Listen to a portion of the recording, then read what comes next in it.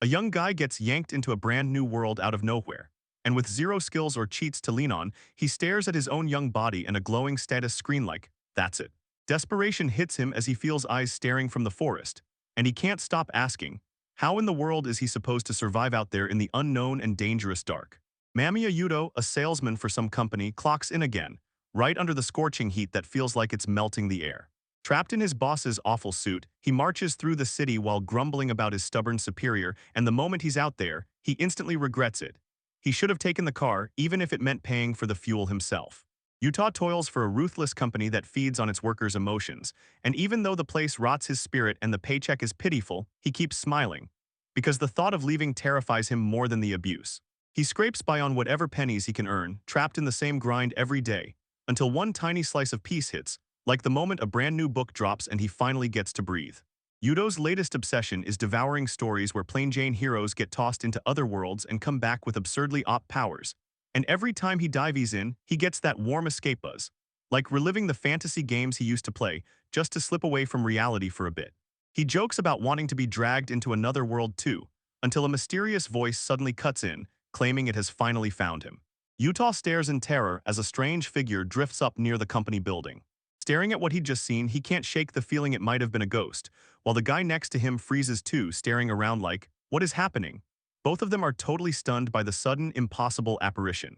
Suddenly, Yudo is swallowed by total darkness and tumbles straight into the void. Then a mysterious voice cuts in, introduces itself, and even apologizes for yanking him out so fast, while he's left dizzy, terrified, and clawing for answers as it drags him away from everything he knew. Before a mysterious figure glowing like a god, Yudo finally hears the truth. He's been chosen, and he's getting ripped into another world. Stunned, it hits him all at once. This is the classic isekai nightmare, and dazed, he squints at the bun-haired stranger like, okay, is that some kind of god? Yudo tells himself it's all a dream just because everything feels so hot. But the divine figure shuts that down and confirms the space is real. She drops the bombshell. She plans to fling him into a fantasy world bursting with magic, deadly weapons, and insane abilities. Caught up in the thought, Yudo's excitement spikes. He blurts out if he can get an overpowered skill, then the reality hits him. This isn't a dream, it's real. When Yudo asks if he'll get that special skill, the new guy, still grinning, shakes his head and tells him nope, he won't.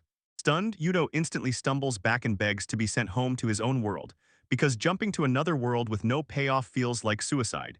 And when his hope dies, he shrugs it off as a dream and tries to escape.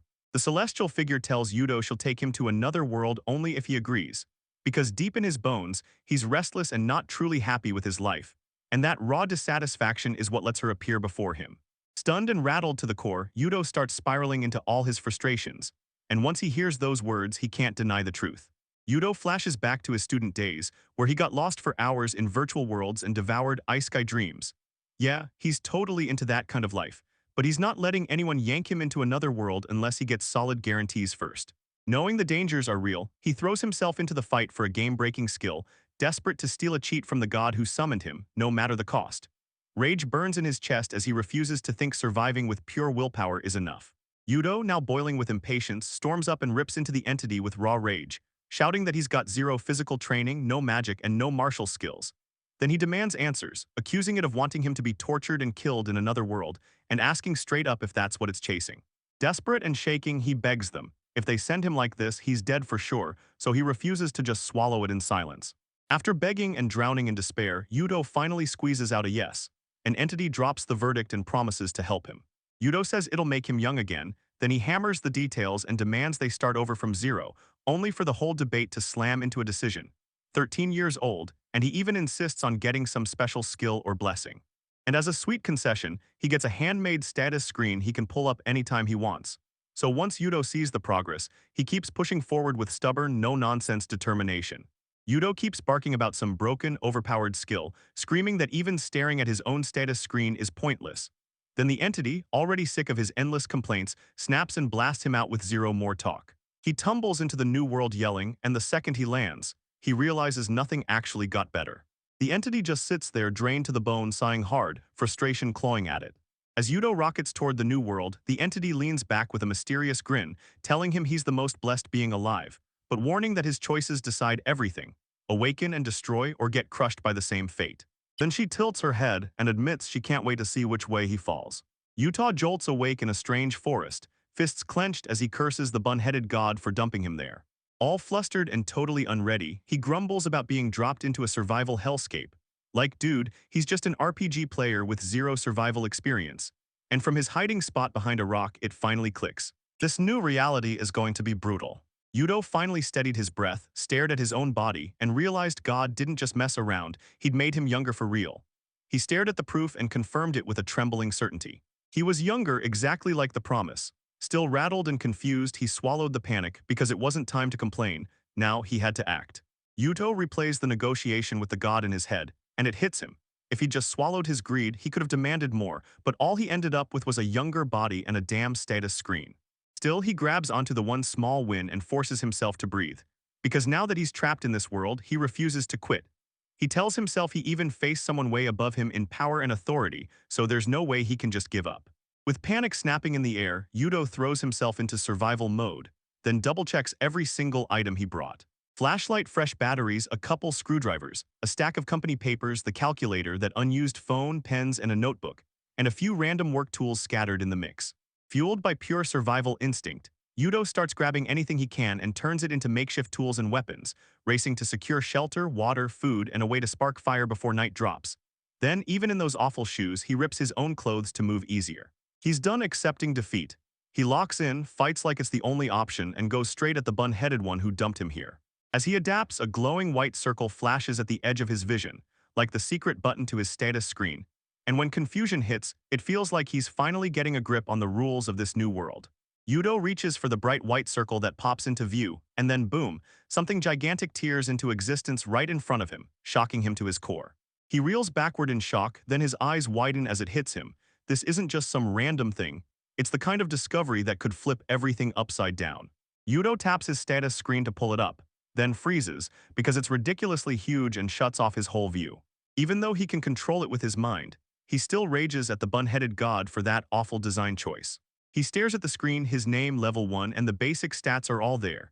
But the blessings and skills slots are totally blank, so he's got nothing special, no secret power at all. Still, he can't stop himself from digging in, curious as ever. Yudo dives into the skills screen and nearly can't believe his eyes. Over 100 types of abilities, from combat and magic to support skills and even crafting. He realizes he can unlock skills by spending points he's probably earned from leveling up or finishing quests, and each skill even has a bar that tells him what he can learn or boost. So when it clicks that this feels just like an RPG, he quickly jotting down his starting stats to get his life together. Yudo's eyes lock onto the skills list, but he doesn't see it, until a monster springs in hard and fast toward him like something right out of the early stages. Terrified, Yudo realizes he's never been in a real fight, and doubt starts clawing at his heart. Because with no skills and no prep, this is the first time he's staring down true danger in this new world. Yudo forces himself to stay calm, reads the scene like a puzzle, clocks that the monster is only a bit bigger than a rabbit, and realizes he has to predict every move to survive. That horn is the deadliest part of the whole creature. If it hits him head-on, it could straight up kill Yudo, or at minimum knock him flat and leave him helpless. With no healing tricks or items to save him, Yudo knows one slip means disaster, so he moves with total maximum caution. Yu2 clocks the monster's next move and whips into action before it can even charge. No weapons, no skills. He grips his jacket tight, pulling it up like a cloak to hide his body, eyes blazing as he braces for the hit, ready to use that fabric as a blindside or an improvised shield the instant the attack comes. The monster lunges at Yudo in a blink, right on cue, just like he'd predicted. With his jacket flapping in front of it, he scrambles to blind the creature and ruin its aim. Then the charge slams in, and Yudo digs in, steady and ready for what comes next, determined to flip the fight even though he's got zero combat training. Yudo tosses his fancy suit like bait in front of the monster to yank its focus away. Then, as it barrels toward the distraction, he rolls aside fast, lining up the perfect moment to strike back. Even though the plan hits the mark, the monster suddenly jerks and thrashes on its own, locking Yudo out of any safe approach. So Yudo snaps in pure frustration, yelling at it to stop, eyes sharp, waiting for the exact opening. With a battle cry, Yudo slams the creature down, ropes it up tight with a powerful tie, and then rams its own horn straight into its body, finishing it for good. Yeah, it stings to spend something expensive, but he throws caution away and gambles everything on this last Durdai move. After the strike, he crumples to the ground, gasping for breath, and praying the monster finally paid the price. Worn out, Yudo shuts down the idea of celebrating and hunts for somewhere safe to crash. Then he spots a massive tree and thinks, yeah, I can climb that and sleep through the night. With his body fresh again, he digs deep and roars these over-the-top screams to hype himself up, then launches into the climb. Remembering every handy office trick he can, he even hauls out his belt as a climbing aid, putting all his creativity and survival instincts to work. Perched at the treetop, Yudo stares into the endless forest and can't even spot an exit. No city, no way out. Sweat drips down his face, his body still aching from the fight, and the only thing he can think is that that bun-headed brute dumped him here to die. As he replays the comforting words the creature said, reality slams back and he's totally lost, but he's still standing. Even with despair crushing him and problems piling up ahead, Yudo keeps his head and studies the scene, then locks in a plan, eyes on the sun, that possible plain in the distance and the river beyond the forest, and he decides to go straight that way. Even though it all looks impossible, he swears a tiny door to the future has swung open, and with that sharp, determined grin, he vows to cross the forest no matter what it costs. Mamiya Yudo can still remember the moment it all started. He got yanked into another world by a bun-headed god. Armed with nothing but a freshly rejuvenated body and a status screen, he fought through sheer panic, somehow surviving the first day on guts and lightning-fast choices. When night fell, he collapsed on a tree just to stay alive, exhausted yet breathing, and with that determined grin, he calls it an early happy end, for now. Yudo jolts awake on the tree, groaning in misery. His frustration spikes when he realizes he's still trapped in that same world. He grumbles about how his bed feels nothing like soft, stretches through the aches, and starts plotting his next move. He decides he has to hunt down a river and scavenge as he goes. And if nothing pans out, he clings to that horned rabbit he already beat like his last lifeline. Even exhausted, he refuses to quit. Just as Yudo gets ready to push deeper into his journey, he spots it, his multifunction watch still right there on his wrist. He suddenly realizes he can use it to tell the time and point himself with the compass built in, then he's hit with the shock of, why didn't I think of this sooner? And he practically buzzes with excitement at how much that modern tech can matter even in a whole new world. Yudo jolts at the sudden chaos of birds, then realizes they're not hunting at all. They're feasting on juicy fruits. Eyes locked on it, he figures the fruit's safe. Then hunger drives him to take a bite, praying it isn't poison, and when it isn't, he can't stop the surge of joy. As Yudo keeps picking and devouring those fruits, he feels like he's finally getting closer, like every bite is pushing him forward. As he pulls up his status screen, the Gathering Skills experience bar shoots higher. He thinks it's all coming from fruit picking and then he spots it. His taijutsu is getting better, like the horned rabbit fight training him step by step. And that's when it clicks. If this new world follows the same rules as a game, he can grind his skills just by repeating the right moves over and over. Spotting that this world runs like a real game, Yudo's eyes light up with pure excitement. With this kind of mechanic, he thinks he can actually make it out alive. So once he figures it out, confidence surges, and he pushes on with zero hesitation. Then out of nowhere, he spots something weird in the forest coming from a nearby spot. He can't resist, so he creeps closer to investigate, having zero clue what's waiting for him. Yudo spots a brand new goblin and freezes for a split second, debating whether it's right to attack something that looks way more humanoid than that horned rabbit. Then he snaps into action. Sure, it's a threat, ready to throw down and not let it beat him again. The goblin snaps to attention, then barrels toward Yudo like a living nightmare, screaming like it's out for blood.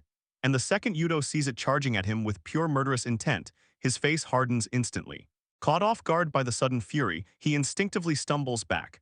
Then he realizes this is way bigger and way deadlier than he ever imagined. Yudo gets hurled across the ground after a goblin lands a brutal hit. He tumbles across the ground, finally stumbling to a stop, swearing as the blow rocks him to the core. Yet even with pain screaming through him, he hauls himself upright while the goblin bellows in rage, roaring that this fight isn't even close to ending. Yudo realizes he screwed up the moment he underestimates the goblin. He even lands a solid hit, but right away it hits him that he's still level 1 and he's outmatched. Rage and frustration boil as he limps off, finally admitting he was naive to dive into direct combat without any prep. Yuta knows goblins aren't some random NPC trash. She's seen real monsters that hunt like enemies, not broken background characters. With a hard glare, he shoves aside any naive hopes, grips a makeshift weapon and charges forward, ready to end the enemy without a second thought. Blood soaks Yudo's body as he pins the goblin to the ground and throws everything he's got at it. No pause, no fear, just one brutal, perfectly timed strike that ends the fight. Gasping but clinging to one stubborn truth, he would survive this brutal world. Yudo drags himself to a tree, utterly spent and battered to the bone. As he clutches the wound to stop the bleeding, it hits him. He totally misjudged the enemy and that cost him. The pain screams in his body, but he knows he could have been in way worse shape if he hadn't reacted at all. Now he prays that his wound won't spiral out of control, and he learns the hard truth. In this world, every choice bites back. Yudo stumbles injured straight back to the spot where he fought the goblin, and something feels off the moment he looks around. Then it hits him this world isn't a game at all, it's cruel and it kills. He stumbles on a mutilated human body, and it hits him like a punch to the gut. Because in this place, people don't just fall, they die fast. And right then, he vows to be way more careful from now on. Then, as he pushes through that eerie dark mist, a brutal pressure slams into his back out of nowhere. His whole body locks up in terror. He gets slammed to the ground. He coughed hard, eyes wide, trying to piece together what just slammed into him. Still reeling from the last hit, the protagonist watches a weird creature burst up out of the ground like it's been waiting for him. Even after getting clobbered, he can't believe it. The thing that attacked him looks straight up adorable, and for a second he's totally thrown off by its cuteness. Then reality snaps back in. He was the target of an attack, and that suspicious little cutie somehow managed to land a hit on him. The protagonist gets blindsided by the creature, and before he can react, it starts hurling a spell like a trap snapping shut. He doesn't even get a second to figure out what kind of magic this is. Panic hits as he realizes he's already inside the attack's range. So with zero options left, he throws his briefcase up like a shield and braces for impact. The spell slams into the protagonist's briefcase dead on, and he barely manages to shield himself in the same instant. Even with that hit softened, the attack still slams with terrifying force. He realizes one more blow and he won't be able to fight it off. Realizing he can't just block with the briefcase and he's got no confidence to dodge, the protagonist snaps and goes full send. Because there's literally no other way, charging straight at the enemy, ready to gamble everything. The creature twitches and braces itself, ready to unleash yet another devastating spell. With sheer grit and zero hesitation, the protagonist launches a bone-crushing kick at the creature, right before it can even get its magic off. The hit lands like a hammer straight in the face, blood erupts, and the whole fight gets snuffed out in one brutal blow. With the creature finally down and its next magical blast stopped in its tracks, the protagonist lets out a shaky breath of pure relief. With his strength gone, he crumples at the base of a tree, staring at the danger like it just bit him, and right then a flash hits his eyes. He's leveled up to 2. That milestone lifts his spirits for half a breath, but the moment it sinks in, he realizes this world is cruel, cold, and non-stop. The protagonist jolts awake, still wiped out from crashing asleep on top of that tree, like the fatigue only doubled. After battling a goblin and then a mole back-to-back, he finally feels how heavy his battered body has gotten. And to make it worse, he's injured, so he has to stop everything and clean that wound right now. The protagonist keeps staggering, caked in grime, mouth burning and dry, and that awful stink plus crushing fatigue hits harder with every step, until he finally clocks it. He's right at the breaking point. He hears the water rushing and sprints there, wheezing and out of breath, and when he finally spots a bubbling spring, relief hits him hard. Could this be the place he's been chasing all along? The moment he spots the water, a jolt of hope hits him and he bolts toward it shouting with pure relief. Then without a second thought, he dives in head first, finally able to cool down, refresh, and get himself back together. Once he finished washing up and rehydrating, he jumped right into organizing the essentials he'd need to survive. He scrubs his clothes, hunts down every resource around him, tracks down safe drinking water, reels in fish, and even wrestles meat from a rabbit. Then checks his stash and confirms he's got everything he needs to last for a while. Satisfied with his clever fish trap, the protagonist throws a victory celebration, basking in how perfectly it worked. With food and water finally locked in, he turns his full focus to the next challenge, mastering fire magic. And he shouts the new goal like a vow, fired up to push even farther. The protagonist hustles back to his makeshift hideout by the waterfall, just as the roar of the water drowns out everything else. Right there, he opens up the skills menu, slaps in the level up points, and funnels them into fire magic. First one goes in, then he's adding more, grinning like he can already feel his power exploding. The protagonist throws a celebration for learning fire magic level 1, convinced he's about to unleash unstoppable spells, until he reads the description and realizes it's only weak fire magic, capped at under 10 magic power. Confusion and frustration crash over him as he asks himself why he didn't learn something way cooler, like a direct fireball. Even though he can't quite figure out how it works yet, the protagonist cracks a grin and immediately tests his new skill. With a cocky grin, he barrels ahead and yells the spell's name, Fireball Activate, and his heart pounds as he tries to cast magic for the very first time. The protagonist keeps pushing to trigger his fire magic, so first he swaps the words, convinced that Activate might be the one thing getting in his way. Then he starts throwing out different hand gestures, convinced they could swing the outcome, and even when nothing works right away, he refuses to quit. He keeps pressing on, stubborn and determined. No matter how many tries he throws at it, or how many wild gestures he makes, nothing ever comes of it. The protagonist snaps. He's furious that he burned 2 precious points on this skill only to watch it do nothing, and he can't figure out why it refuses to work. Rage boils as the whole situation grinds him down.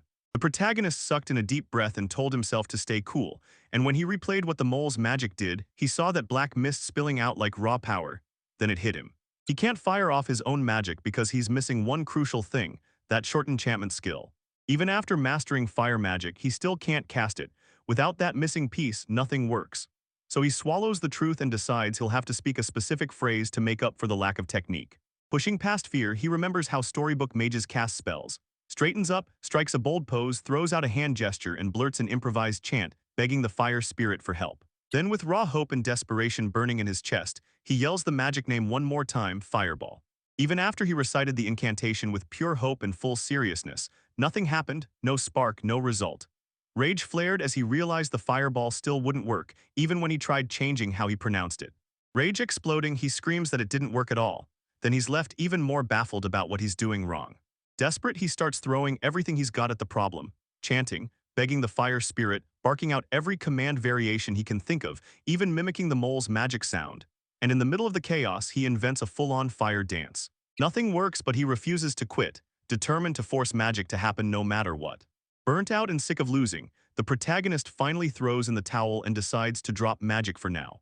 Huddled in his shabby shelter, he realizes he might have to speak the language from that world to make the spell work. And that feels impossible for someone who's come from somewhere else. With no way forward in sight, exhaustion crashes over him and he finally caves. Right there, he decides to sleep. The very next day, the protagonist is hit with crushing regret. He couldn't use fire magic, so he never got to roast that fish and rabbit the way he wanted. No other choice, he starts cooking the old-fashioned way, until a goblin suddenly bursts into the scene, ready to tear him apart and wreck his plans all over again. The protagonist wipes the goblin out in seconds, and just like that, he realizes he's starting to get comfortable fighting like this. Right after that, he spots a rabbit and his stomach roars back to life, then reality hits. He's done fighting with fire magic. Sick of the same survival grind, he decides he's got to find a village and break this routine. Even with parasites in the back of his mind, he forces himself to eat raw fish for now, and that only hardens his resolve to change his life.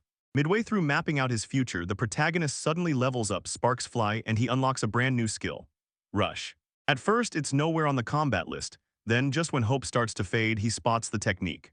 Skimming the details, he realizes this lets him dash forward at 30% of his attribute speed, reaching up to 5 meters. So he erupts in excitement, because for the first time, he can feel himself actually getting ahead. With his new skill buzzing in his chest, the protagonist tries to trigger Rush while standing still, but it does nothing and his patience snaps. Remembering how fire magic once burned him, he darts into motion instead and tries again while running. This time it actually clicks. He rockets forward, stunned by how fast it lands, and for the first time after all those failed tries, he finally tastes real success. The protagonist can't hold back. He's finally realized Rush is legit, and the victory hits him like a burst of fireworks. He clocks that using the skill drains his mana, yet he can trigger it silently, no shouting required. It's almost useless right now, but he instantly senses a nasty surprise attack in its future, and then he spots a weird problem. Every time he unleashes that skill, his shoes just rocket off his feet like they can't handle the power. After pushing his rush skill to its limit, the protagonist finally finds the perfect spot to crash. High ground, safe from goblins, with a river and fruit trees nearby. So he's absolutely hooked by the comfort and declares it his new home base to refill his strength and gear up for what comes next. The protagonist decides to crack open his own status and figure out exactly where he stands. He realizes each level hands him 3 attribute points, and his brain starts racing. If the max level is 99, he could end up around 300 in his final stats. Then he studies his numbers and clocks how the game ticks. Fire magic scales off intelligence, and his dash skill screams agility. He can't even remember when dash first kicked in, so he figures it was probably automatic the moment he hit a specific level. Still, he shrugs off the fire magic for now and locks in on efficient growth. Watching his own moves, the protagonist spots numbers climbing fast, earth magic surging, and his presence detection locking in with every action. He's convinced these upgrades tie straight to crushing monsters like the horned rabbits. Because beating enemies doesn't just level up a fighter's sword swing, it turbocharges growth everywhere else too. Fueled by ambition, he starts believing that wiping out even more creatures could skyrocket his evolution.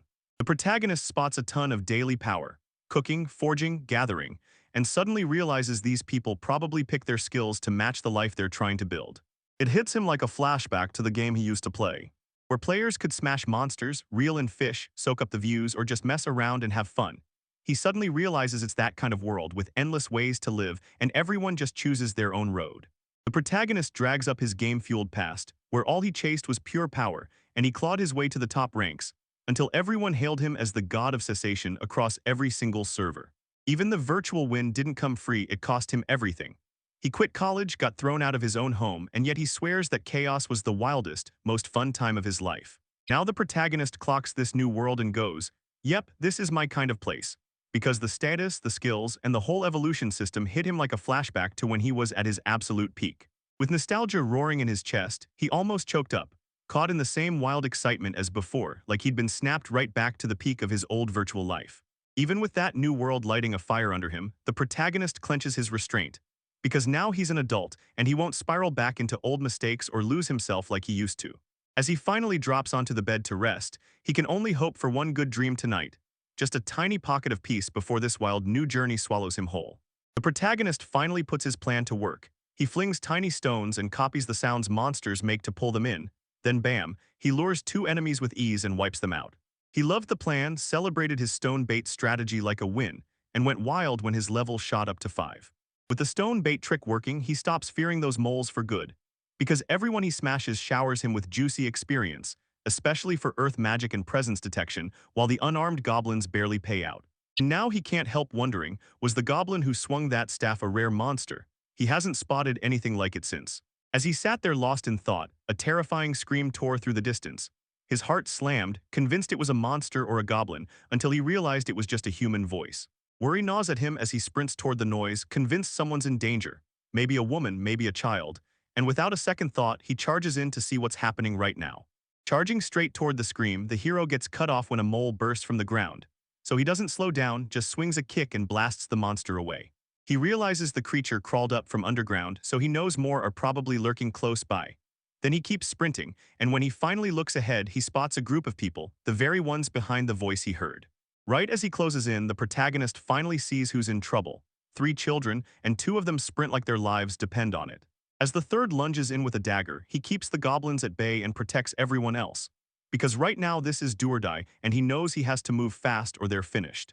The moment the protagonist spots a pack of armed goblins closing in, one of them even gripping a sword, he doesn't back away, even though he's been dodging crowds of foes. Rage turns into resolve as he charges straight to stop them. He refuses to watch anyone die right in front of him. No matter how terrified he feels, he's made up his mind. He'll protect them. The protagonist sprints to the boy standing his ground against the goblins and lays out a simple plan. He'll take on 2 of them and the boy just deals with the rest. But the boy freezes, stunned and baffled, and can't even answer. But the protagonist makes his move anyway, betting the other will catch his meaning and jump in to fight with him. The boy finally gets what the proposal means, locks onto the protagonist's side with iron determination, and together they snap into battle stances side by side. Confident in his bones, the protagonist lunges first, because in his mind, only the ones who move without hesitation get to win, so together they slam into the goblins with everything they've got. The protagonist swings with everything he's got, slicing down one goblin with a clean blade strike. Then he whiffs the next hit, snaps in frustration, and rants at his own failure. Meanwhile, he spots another enemy closing in. This battle isn't even close to done, so he has to stay razor sharp. In the middle of the fight, the protagonist realizes he's finally adapted, so fresh confidence surges in his chest as he charges the goblin with his sword, then snaps in a fast, dead-on strike that hammers the enemy down and sends its weapon clattering to the ground, proving he's gearing up to survive this brutal new world. Even with injuries screaming through his body, the protagonist grits his teeth, swallows the pain, and keeps fighting, determination burning bright in every step. With one crushing strike, he finally wiped the goblin out for good. The boy battling beside him stares in shock, realizing he just wiped out a goblin all by himself. Right after that, a voice yells for him, someone's seen his courage. The boy clocks it fast, the goblin still hasn't spotted the protagonist and it's locked in on him instead. And the moment he clocks the situation, he panics. If he doesn't move now, the protagonist will wipe the enemy first. Rage burns hot in his chest, so he charges in for the final hit, swearing he won't let anyone steal his credit for the win. Just as the boy is about to land the final blow, the protagonist snaps into action and drives a deadly strike straight into the goblin, leaving the boy staring in shock. With a stone-cold, serious face, the protagonist apologizes, then shuts it down fast because he wouldn't let them snatch his victory away, and just like that, his grind pays off. His level jumps to 6. The protagonist can't stop thinking about that MMORPG, Last Hit bonus, where whoever lands the final blow grabs every reward like it's theirs by fate. He starts wondering if the same rules even work in that other world and lands on yes. Even with the win, his gut twists with guilt. He finally gets his shot, then blows it for greed. And now he's terrified he's ruined everything, stealing the other boy's chance and leaving a bad impression. The protagonist finally realizes he doesn't have to worry, because the three kids he saved are grinning back at him, cheering and thanking him so brightly, even though he can't make out a single word they're saying. He finally exhales in relief, then realizes a language barrier slams into him. He leans in, gestures hard, talks slow, begs them to wait a second, and they nod right back like they get it, ready to help. The protagonist tackles the language barrier head-on by grabbing the other world language comprehension skill. But at level 1, he understands everything like a 5-year-old, and that drives him insane. So he throws in another point and pushes it up to level 2. But now he can only grasp things at an 8-year-old's level, totally furious. He explodes in rage, screaming that the improvement is barely anything, and he feels completely cheated. Still fuming after burning all his free points, the protagonist finally decides to level up his language comprehension skill again. This time he finally clicks with the group, confused eyes widening at his sudden shift. And when the shock fades, he exhales in relief, thanks them for holding on, and demands answers for what just happened. The crew realizes the protagonist can somehow understand the strange language. At first they think he's praying to the goddess. Then he shrugs it off and admits he just blanked on the language for a second. When he asks them, "Do you live here?" the kids told everyone they're really from a nearby town called Bezet Town, and they came into the forest to hunt horned rabbits, until goblins ambushed them mid-route, shattered Pada's wagon rings, and sent every single one of them bolting into the trees. While the three bicker over who's to blame for sprinting during the attack, Pada snaps that he only obeyed orders, just runs straight ahead. May fires back that she trusted Zinc to wipe out the goblins, and Zinc shuts it down, saying he couldn't take on armed goblins by himself. Even with all that chaos, the protagonist can't help it. He smirks quietly, feeling weirdly safe as he watches that loud crew, because somehow their noise brings back a familiar comfort. Even while his heart raced at how this world felt like a game, the protagonist couldn't ignore one brutal truth. He'd been dodging the thought of actually dying. With zero survival skills and nobody to lean on, he knew one wrong move could wipe him out for good. But when he spots the city kids laughing and chatting all around him, something flips inside. He finally realizes he's not alone anymore. The protagonist leans in and tells the girl, "I'm okay," flashing a steady smile like everything's going to be all right. She shoots him a worried look, and he finally admits he was totally lost. Yet he's relieved they're together now, because then he asks, "Can we get back to Bezart Town before sunset?" The spiky-haired boy takes one sharp look at everything, then says they can make it if they book it. The group pores over the situation, and despite Pada's exhaustion from lugging that heavy basket, they're convinced they can slip out of the forest before sunset. The protagonist pushes for a quick exit right now, and he adds that he can still use his flashlight, which sends everyone into a frenzy. Kids light up, eyes wide, and they can't stop cheering the moment they spot the modern gadget. The kids get all giddy, convinced the flashlight is pure magic. Then they swear the protagonist must be an aristocrat just from how different his clothes look. So he cuts in fast, tries to shut the talk down, and snaps that they need to focus because time is running out. Zinc grabs the lead, blurts that he knows the way the moment he spots the Seer River, and pushes for a shortcut through the forest to dodge every second of delay. Zinc rips through the forest ahead of the group, then snaps a rabbit down in one dead-on strike. Quietly, he wipes down his blade while the others watch like hawks. Then May and Pado trail right behind him, matching every step. Zinc yanks out his sword, declaring he'll use this instead of the knife, then fires off that he doesn't have time to chase magic stones or monster parts. He just wants to see how hard these blades really cut. The protagonist stares in shock as they hear about magic stones and even body parts, then May shrugs it off. Those 4 stones are tiny and worth next to nothing, but they're still perfect for beginners like them. The protagonist snaps back. He's no noble, just a lowly corporate slave, and May's instantly thrilled, picturing him caring for insane creatures. Meanwhile, Zinc and Pada are convinced he never sold magic stones because he's loaded. May says they're forming a crew. Zinc goes hunting, she grabs supplies, and Potter hauls everything. Then it clicks for the protagonist that they're running like a tight, organized team. The protagonist leans in and asks, "Hey, aren't you scared to step into a forest crawling with monsters, May?" She shakes as she admits it's terrifying, then explains her family runs a pharmacy, and some villagers even use magic to heal wounds. Herbs and fruits sell in town, but real medicine costs a fortune and doesn't move easily, so she wants to help her family by earning money like this. The protagonist is blown away by her grit, and right then, he clocks something weird about Pada and calls him over. The protagonist freezes when he sees Pada panning around, looking worn out, so he steps in fast, offering to slow everything down.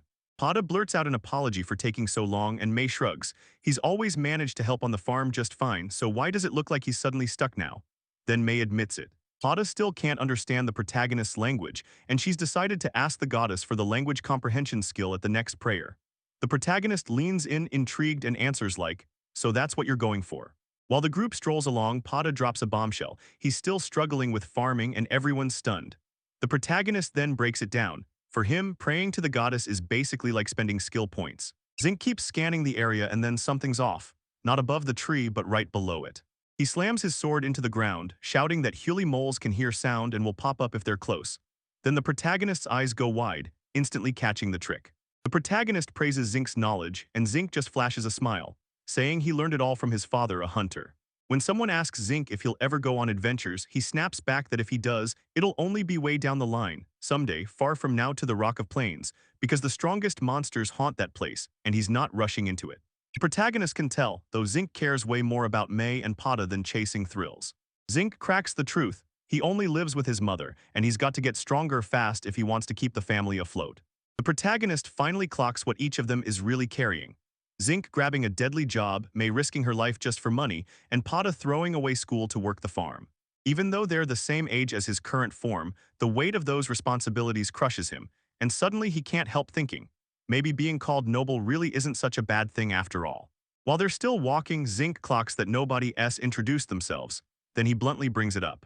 Right in the heat of everything, the protagonist blurts, "I'm low-key," and his name slips out before he can even catch it. Then he quickly apologizes for the late introduction, proving he's trying to blend in with the group no matter how messy things get. The second they hear Loki, the three youths freeze in shock because everyone in this world instantly thinks of one terrifying legend, the demon lord Loki.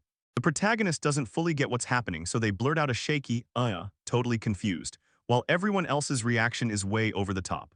The protagonist remembers, Loki, the name he blurted without even thinking. It was actually the avatar name from the game he couldn't quit, the one called the God of Cessation. Loki was the strongest, most feared, most famous player around. Now that legendary name is stamped on him in this new world, and it's about to spark some seriously dangerous misunderstandings. Loki thinks to himself that he's not about to spill where he came from, or what the bun-headed god blessed him with, to a single soul. He loves watching his status climb, and yeah, he'll admit it, he's addicted to snagging the final hit in fights, and he didn't even mean to lie about his name on purpose. Somewhere deep down, he can feel himself getting pulled further into this new world, step by step, without even realizing it. Every time Loki dives into a brand new world, excitement sparks in his chest, packed with fresh skills and endless possibilities. And he even admits he named himself Loki because it fit perfectly, like a shout of his passion and a direct link to his days as a player. Now that he looks back, he can't believe how humiliating that name sounds. Yet at the time, it matched his vibe and feelings perfectly. Loki snaps into shock when he realizes it was all a misunderstanding, because the others see the name he picked and immediately assume he's the demon lord himself. As he stares at how everything spiraled into this, the three point out that the demon lord tale matches him to the letter, black clothes and all. Because to them, he isn't a noble anymore, he's the demon lord, and now Loki has to live with the fame he accidentally unleashed. Loki's gut starts screaming that the bun-headed creature didn't just drop him here, it dragged him into this world with one goal in mind, turning him into the next demon lord. To get to the bottom of it, he demands, "So what's the deal with this demonic Loki story?" Zinc answers straight up, "This is the tale of how the demon lord gets subjugated," and at the same time the others remember one more thing. Zinc used to dress just like that Loki. Everyone knows the legend.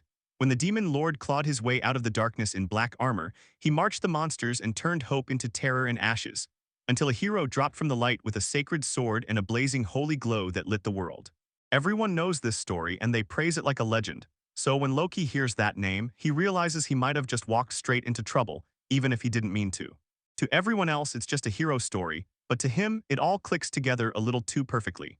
Loki hears rumors about Takuya, the legendary hero who shows up out of nowhere, claims he's from another world and crushes the Demon King. To everyone else, he's basically a near-divine legend, but Loki hears that name and gets hit with pure shock. Takuya is someone he knew in the last world, and that sickening coincidence rattles him. And the more he thinks, the clearer it gets, this can't be an accident. Loki snaps when he recalls the one who summoned him handing out skills to everyone else, while he gets nothing. Meanwhile, everyone started buzzing about those people from another world. So much curiosity that they started dreaming of reaching the capital just to meet someone like that.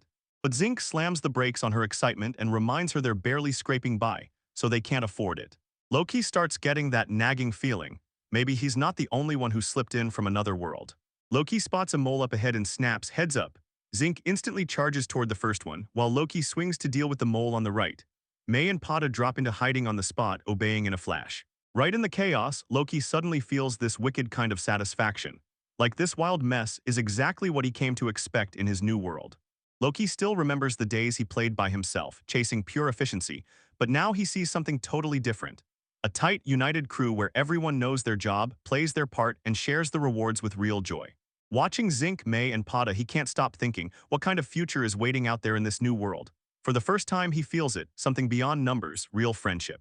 After grinding through sheer danger, the whole crew finally bursts out of the forest, safe at last. Relief hits them all at once, and they burst into joyful celebration. Loki clocked Pada's exhaustion, then stepped up and offered to lug the heavy basket for him, like he was finally settling in and proving he'd help his new crew. Loki and the others finally spot Bizarre Town on the horizon, and the glowing sunset signals the long road is about to end. May beams at him with a bright smile, thanking him for sticking with them. The moment the town gate comes into view, Zinc, May, and Pada bolt straight for the guard, and Loki just watches, stunned by how fast they're moving, until the guard clocks them and snaps at them for showing up so late. Loki steps in, eager to see what's going on, and the three finally collide back together in pure relief and joy. The guard breaks into gratitude, thanking Loki for saving the three youths. Loki tries to brush it off, claiming it was nothing, just two friends helping each other out in the forest, until the conversation snaps to the sword a goblin used. Zinc checks the blade and realizes it's brand new and cared for, which only deepens the mystery.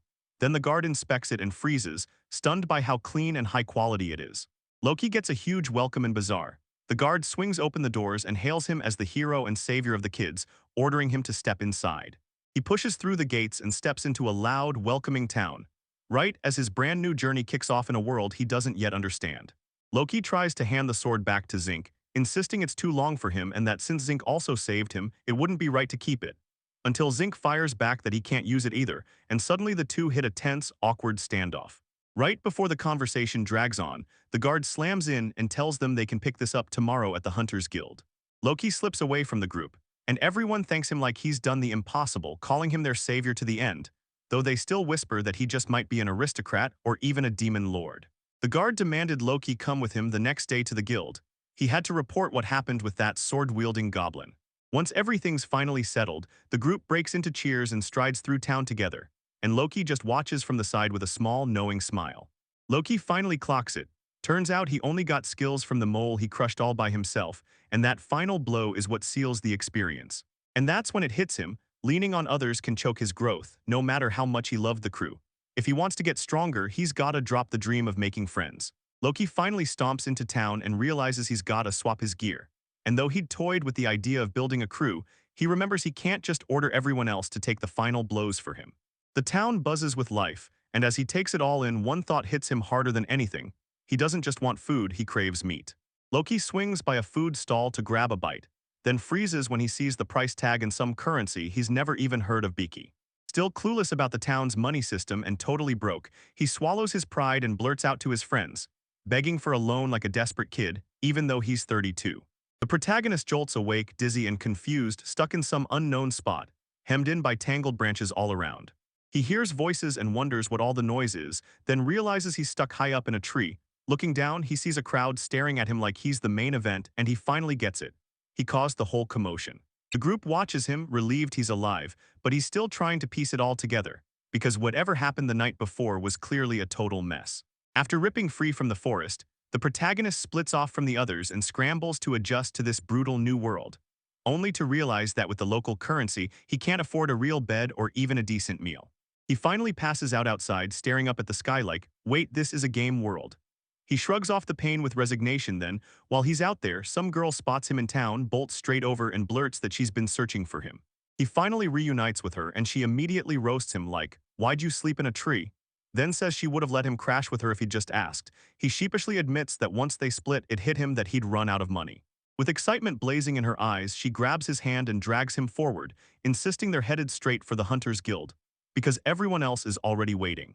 The protagonist bursts into the Hunters Guild and is blown away by how huge it is, and how alive it feels, with people rushing, tables packed, and food getting hauled out like it's nonstop. He stares at the famous mission board and realizes those papers he'd seen earlier were the quest requests all along. When he finally reconnects with the group, they tell him, we got here earlier, we already ate. and he immediately apologizes, fighting every urge to get distracted by the mouthwatering dishes staring him in the face. Starving for days, the protagonist drops to his knees and begs for a scrap of meat, swearing he'll repay the moment he can. Then the second he takes that first bite, pure joy explodes across his face at how it tastes. That juicy, perfectly seasoned bite hits him hard, flips a switch in his heart, and suddenly he swears it's the perfect meal for a fantasy world.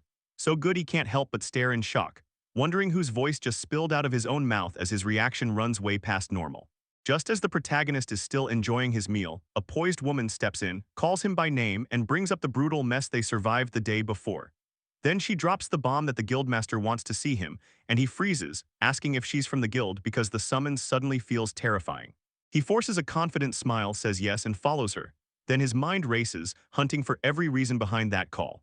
The hero is led to a hidden room, and right there, he finally comes face to face with the master of the Bizart Hunters Guild. Yagov introduces himself and quickly apologizes for the sudden call, then stays polite and direct. He thrusts out his left hand for a handshake. It feels weird to the protagonist, but he answers it with respect, knowing this moment actually matters. The protagonist throws out his name, Loki, then grabs Yagov's hand and shakes it like he owns the place right there in front of the guildmaster. Then he sits across from him, and out of nowhere, Amanda slides right up beside him, making his skin crawl. Yagov doesn't waste a second. He cuts straight to the point and shoves something into the protagonist's hands like, "Here," because whatever comes next is huge. Yagov hands the protagonist a hefty bag stuffed to the brim with coins. As thanks, the mayor hands him the reward for saving the children, and he's stunned. He stammers that he only acted on impulse, but admits that the money will be a lifesaver since he has nothing. With heartfelt gratitude, he accepts it, while Yagov backs it up as official recognition, even though he's still an outsider. Yagov drags the protagonist into the guild hunt, and the guy admits it fits him perfectly, but he hesitates, saying he's not planning to stick around this town for long. Yagov lays it out. The Hunters Guild is its own legit organization backed by the whole nation, and once you're registered there, it counts in other countries too. With Yagov so direct and respectful, the protagonist can't help but take the offer seriously. While they're talking, Yagov drops a chilling idea. Watch someone's mouth and you can spot where they're from. With a sharper stare, he admits the protagonist's language doesn't match anything he's ever heard, and that alone snaps the protagonist tense, like he's realized he probably stood out way more than he planned, yet he still pushes through, knowing there's a whole new world to learn. Yagov leans in and drops the bomb. 2 hunters vanished 10 days ago while hunting in the Great Pomera Forest, and he swears one of them had just restored a sword right before the mission. Then the guy grills the protagonist with serious questions, demanding he spell out exactly what he was doing in that forest, because he's not a registered hunter. The moment the questions hit, it feels like they're aimed straight at him, and he instantly suspects he's under suspicion, tempted to lie, but he knows it'll only snowball. So he clenches his jaw and flat out declares, he didn't kill the missing hunters. He doesn't even spill why he was in the forest, but he swears on his own life. If he'd done something that brutal, he never would have dared to show up in town like this. The protagonist says that 3 or 4 days ago, he watched a goblin gnaw on something that looked exactly like a human arm. Yagov sums it up coldly. Those hunters are almost certainly gone for good. Then the protagonist steps up, offers to bring back the sword he grabbed from the goblin, and even joins the search for the hunters' remains so their families can have closure. Yagov admits the two had no close relatives at all, and with that, he gives the protagonist permission to keep the sword. Yagov shot back that he wasn't eyeing the protagonist at all.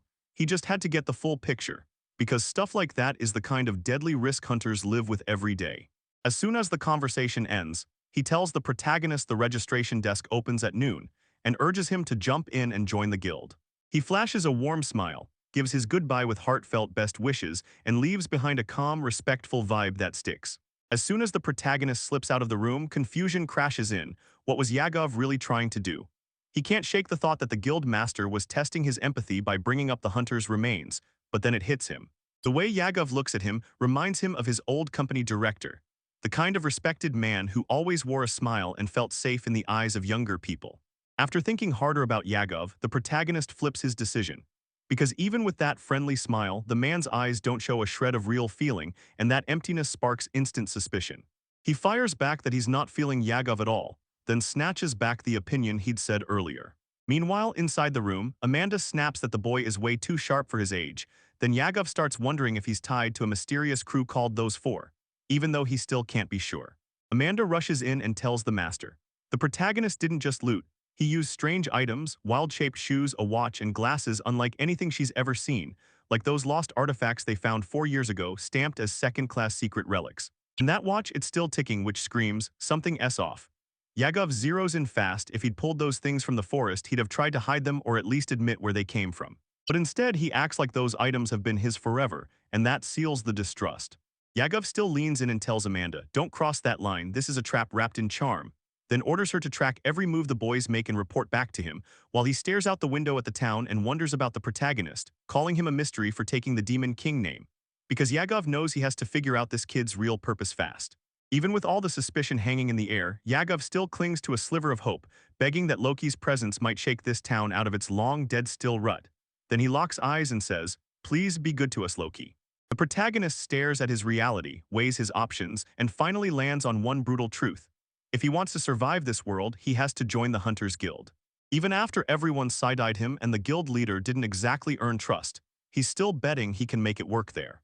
With that thought blazing in his head, he rushes back to the main hall, and the moment he steps in, everyone welcomes him like a hero. The choice is final. He's going to plug himself into this new world and make it his. The protagonist rushes back to the group, buzzing with excitement, and slams a massive pile of coins on display, his reward from the mayor. And with his chest puffed out, he boasts he grabbed every last one from the very start. Everyone's reeling at the sheer amount of money, and they can't stop staring at how powerful it feels. And he tells them it's his way of thanking them for saving the children. Though deep down, he still doesn't fully grasp just how huge his actions really are. The protagonist brings up penalties during emergency missions, but the others shut it down fast, rare as a miracle. Then one of the girls leans in and says, "If this was truly an emergency, we would have gotten paid even more." The blonde guy snaps that the guild never had time to paperwork anything, so the payment was basically a thank you for the help, not some official reward, and hunters exist to serve, not to cash in. Yet with everyone in a lighter mood, the protagonist still swings the invite to go pig out on meat skewers using his money, even as he can't shake the feeling the guild leader is hiding something. The protagonist storms up to the guild's registration desk and runs straight into Amanda. She introduces herself as the receptionist and casually drops that she's ranked third highest in the whole organization, and you can tell she's genuinely thrilled he remembered her name. The protagonist realizes her power and bets that impressing her now will pay off later, so he can't hold back and asks how to register, only for her to get a little impatient and tell him she just needs his name and age. Staring at the registration form, the protagonist freezes for a heartbeat, because once he types Loki, he's locking in that identity for good and there's no turning back. Still, he steels himself and starts filling out the form. Amanda jumps in, asking if he even knows how to write, and he admits his nerves before forcing himself to go on. Then she promises the card will be ready soon and launches into how the guild really runs. Right as they're breaking down the guild rules, the protagonist gets slammed with one big fact. Everyone kicks off at rank G, the very bottom, and when he asks what that means for him, Amanda nods and confirms he'll start there too. There are 7 ranks total, from G all the way up to S, the top of the top, and most hunters can only take jobs that match their level, but there's a wild exception. With the guildmasters okay, you can grab missions 1 rank higher. And since our protagonist already wiped out an armed goblin, yeah, that approval is probably coming. But he knows that right away, he'll still be stuck doing a ton of basic grunt work first. The protagonist asks Amanda how guild promotions even work, and she lays it out. To climb ranks, you've got to prove your worth, show up, contribute, and flex your skills. At rank B, you take a hands-on exam, and if you want the top spot at rank S, you have to survive an interview with the central guild master. She makes it crystal clear. If you want higher ranks, you've got to grind for it. Just finishing the basic missions won't cut it. The protagonist finally gets it. This guild runs on pure merit, and the harder he swings, the bigger the rewards that swing right back at him. This thrills him because it's worlds away from the exploitative trap he survived before. Knowing hunting could get him killed, he still swallows the new world's brutal truth and steels himself. Then, not long after, his official registration card finally drops into his hands. The protagonist finally gets his official guild card, and boom, he's officially stamped as a brand new hunter. Amanda grins and tells him she can't wait to see what he accomplishes, offering her help anytime he has questions. She told him the master had ordered her to look after him since he's still fresh in town, and that kind of care hits him hard, because suddenly this place doesn't feel so cold anymore. Curious, the protagonist leans in and grills someone for the best hunting spots. Amanda tells beginners to start with the first layer of the Great Pomera Forest, because it's barely crowded, then she pushes you to hit the Raqqa Plains and Lulu Forest too, if you want to rank up fast. The protagonist's eyes light up when he hears the forest hides mystery zones, even the locals don't know about them. Amanda tells him that up in the shallow parts you only run into weak stuff like horned rabbits and goblins, but once you push deeper, the real dangers wake up. Amanda keeps going about the Great Pomera Forest, She says the first layer is perfect for beginners, but the hollows make it a nightmare, so everyone avoids it. To hit the second layer, you're looking at around 60 days of travel, and once you reach the third, the monster's power finally levels out based on your level. This forest is so massive it swallows up a full quarter of the continent, and up until today, only the birdmen had ever pushed their way to the fifth layer. When our protagonist lays eyes on it, awe slams into him hard, and every shadow feels like a mystery begging to be uncovered. The protagonist likens the Great Pomera Forest to the game's ultimate final dungeon, one sneakily tucked away just near the starting village. He's all fired up and keeps peppering her with questions. This time, can low-rank hunters actually beat higher-rank monsters? Amanda snaps back that even if they pull off a win, they won't get mission rewards unless they officially accepted the quest first. He thanks her, but then he notices it. She's clearly annoyed and blurts out, "Wait, why did I just feel like I got too cute?" The protagonist shrugs and says he doesn't care about getting less reward as long as there's no penalty, and that line snaps Amanda's attention. She stares him down, instantly suspicious, and demands to know if he's planning to dig into the real depths of the Great Pomera Forest. He tries to play it cool and call it just a distant goal, but his face gives him away instantly. Amanda snaps that reckless hunters aren't welcome, and the guild won't reward anyone who irresponsibly jumps past their level, yet she still lets him move on to the next question. After firing off a bunch of questions, Amanda tells the protagonist he'll find the answers in the guild's document room. So he's stunned to discover real books waiting for him, and excitement hits hard until her sinister smile cuts in. These books are priceless, and if he tears even a page, he could be trapped in slavery forever. Shaken with fear but still thankful, he makes a solemn promise to stay extra careful. He slips out of the guild and finally lets out a breath of relief. No records got ruined. Now it clicks in his head, paper is prized gold in this world. As he keeps walking, he can't stop thinking about how badly things would have gone if he'd torn even one page by accident. Right after that, a coworker barrels in beaming and asks if he's done registering yet. He grins back and says yes, thoroughly thrilled that he's finally officially in. As the crew finishes selling their hard-won materials, they slam the cash together and split it evenly, 5 to 500 biki each. Then one teammate blurts out, "We should sell that sword," and drags the protagonist into the plan. No big strategy needed. He just nods and says he's itching to hit the weapon shop too. They stride down the city streets buzzing with excitement, trading laughs as they make a beeline for the place. At the weapon shop, the protagonist leans in and pushes for the sword at 80,000 biki, saying he had to fight tooth and nail to get it, and the worth should be split between 4 people. The blacksmith doesn't budge. He stands his ground and shuts down every offer with 50,000, totally unimpressed by their bargaining. Then he demands 40,000 beak for the used sword, saying he has to profit and can't pay for scraps, and adds that the group can split that amount between themselves. Suspicious, the protagonist interrogates the blacksmith, demanding to know if he's going to shove that sword back onto the market. And when the blacksmith confirms it, a dangerous idea ignites in the protagonist's head. The protagonist cornered the blacksmith and demanded a bigger cut, 60,000 biki, right now, arguing the sword's worth was 100,000 and the merchant could still rake in profit. But the blacksmith snapped back that he wouldn't cough up more until he managed to sell the blade. Then the protagonist drops the bomb. He knows exactly where that sword came from.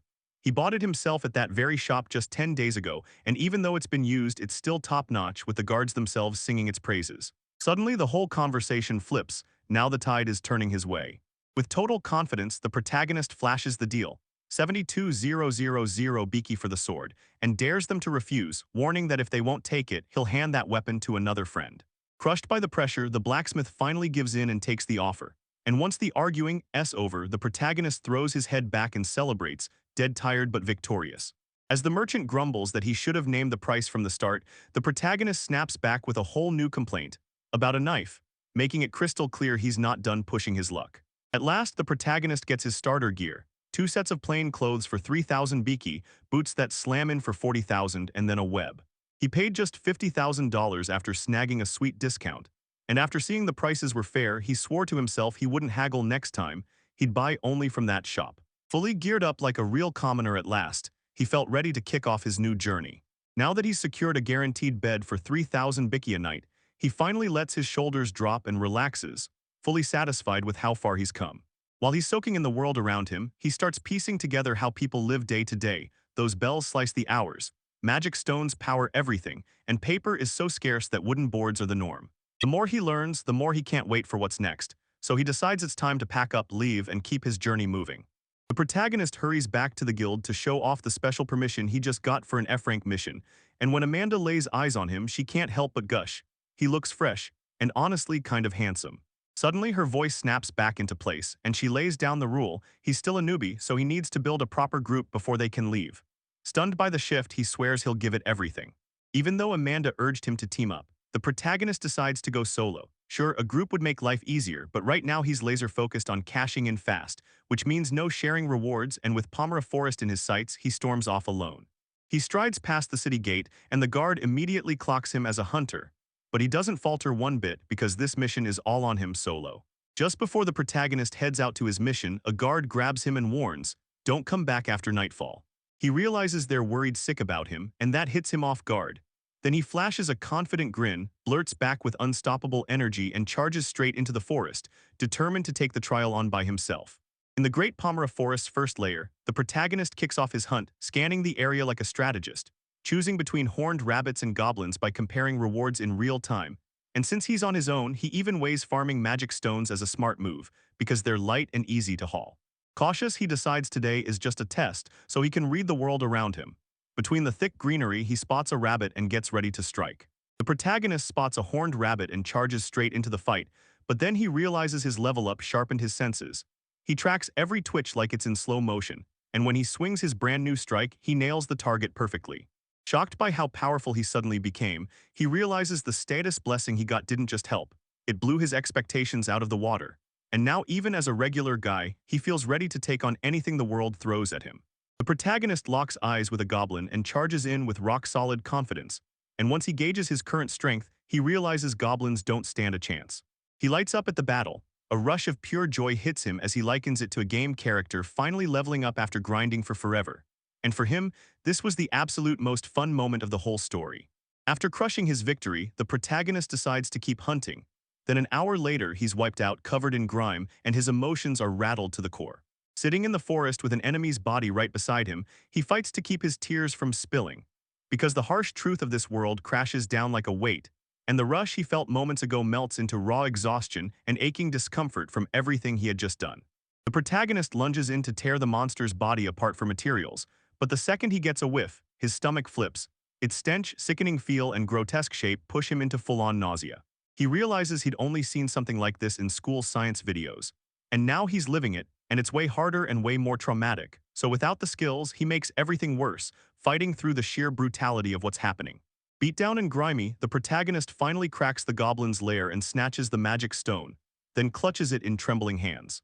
He can't believe it took him so long just to finish off one enemy. But now there's only the goblin's hand left to slice off his proof that it's been subdued.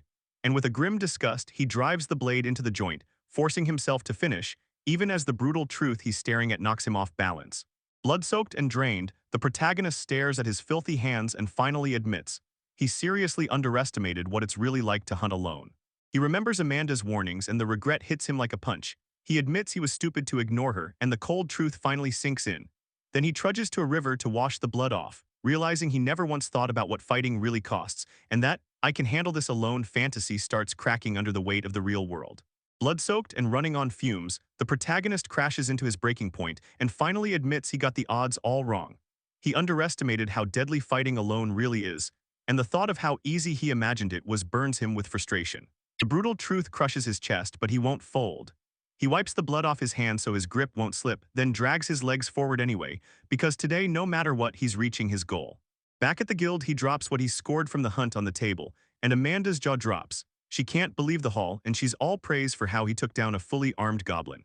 Seeing him caked in dirt and dried blood, she blurts out a comment, and he cringes with embarrassment, trying to hide the pain while clearly fighting through exhaustion after that brutal ordeal. After he gets back from the mission, he finally asks, "What gear do beginners really need?" And instead of a helpful answer, he gets a brutal scolding. They tear into him for going out solo, for having no water, and for showing up armed with only a weapon and a basket with absolutely nothing to back himself up. He gets hauled straight to the sink and told to wash his hands. He straightened up, let out a quiet breath, and thought back on that scolding. Because, in that young body, he truly looked like nothing more than a boy getting reprimanded. Still reeling from the hunt's brutal carnage, the protagonist's appetite vanishes on the spot. When the attendant tries to cheer him up with sizzling meat skewers, he can't taste a thing. All he sees is that dead goblin. He asks for nothing but water, then begs for it ice cold, trying to steady his shattered mind after that exhausting, traumatizing day. Staring at the glass of iced water, the protagonist goes stone silent, trying to force his nerves to settle. and an employee clocks the change in him right away, asking if anything's wrong, so he shakes it off, denying everything, desperate to hide the crushing weight of what he just went through. Even with the hall packed and everyone around him, he sits there feeling totally alone, drowning in his own thoughts. As the protagonist scans his surroundings, he spots a guy in glasses, and his mind starts racing because he's not in his own world anymore. The city looks brand new, and every corner throws him reminders of Earth. Lamps here, utensils there, like the world is quietly whispering home. He clocks it instantly, no history expert needed. This world's got totally different tech because that's just how it had to evolve.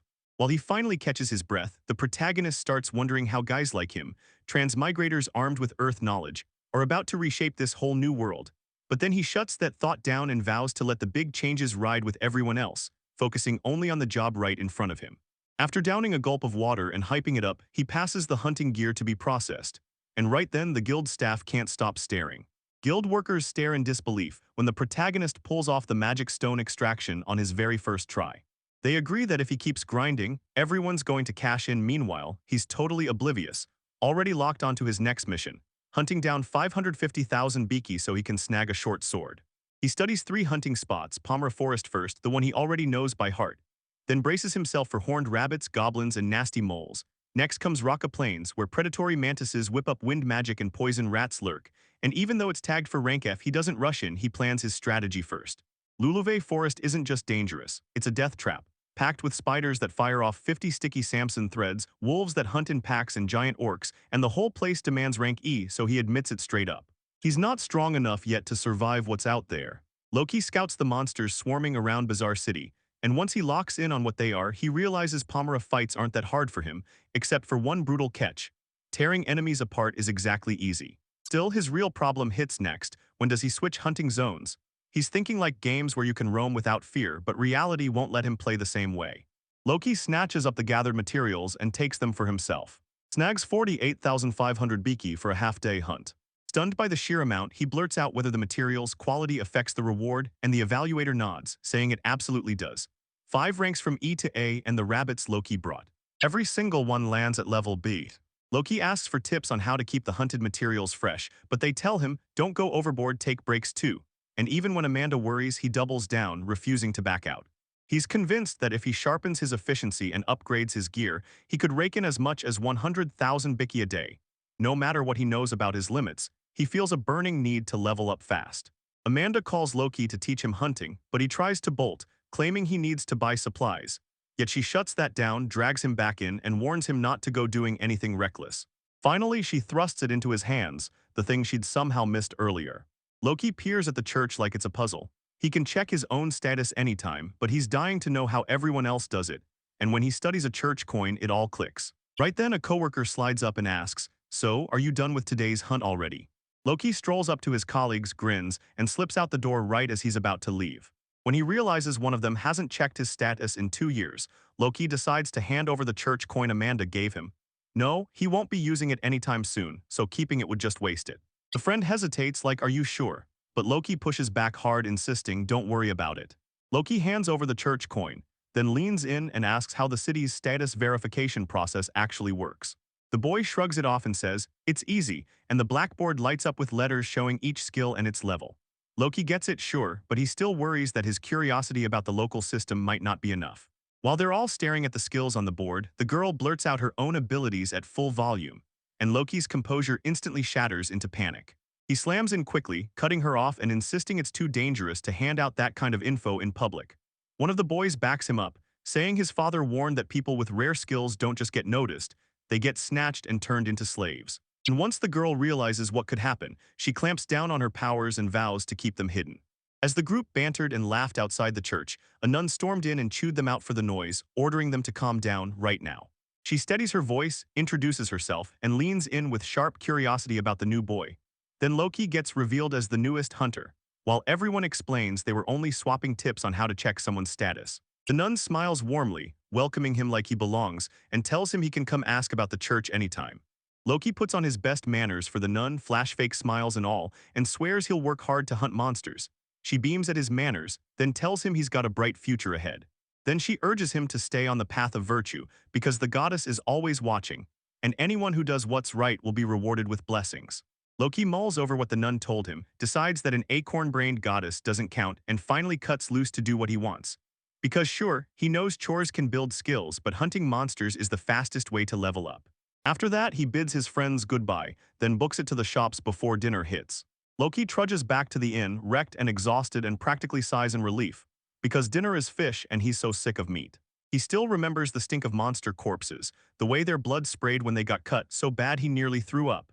Then he snaps back to reality and admits it might feel like a game, but hunting monsters means ending real living beings, and that thought makes his stomach twist. With a lit lantern glowing in front of him, Loki sits there, stares hard, and finally gets it. This world isn't a dream, it's real, painfully real. And after everything he's been through, it hits like a slap. Then a line from someone he knew pops into his head, and the mocking meaning he once ignored now lands with full weight, turning that cold, harsh truth into something he can feel in his bones.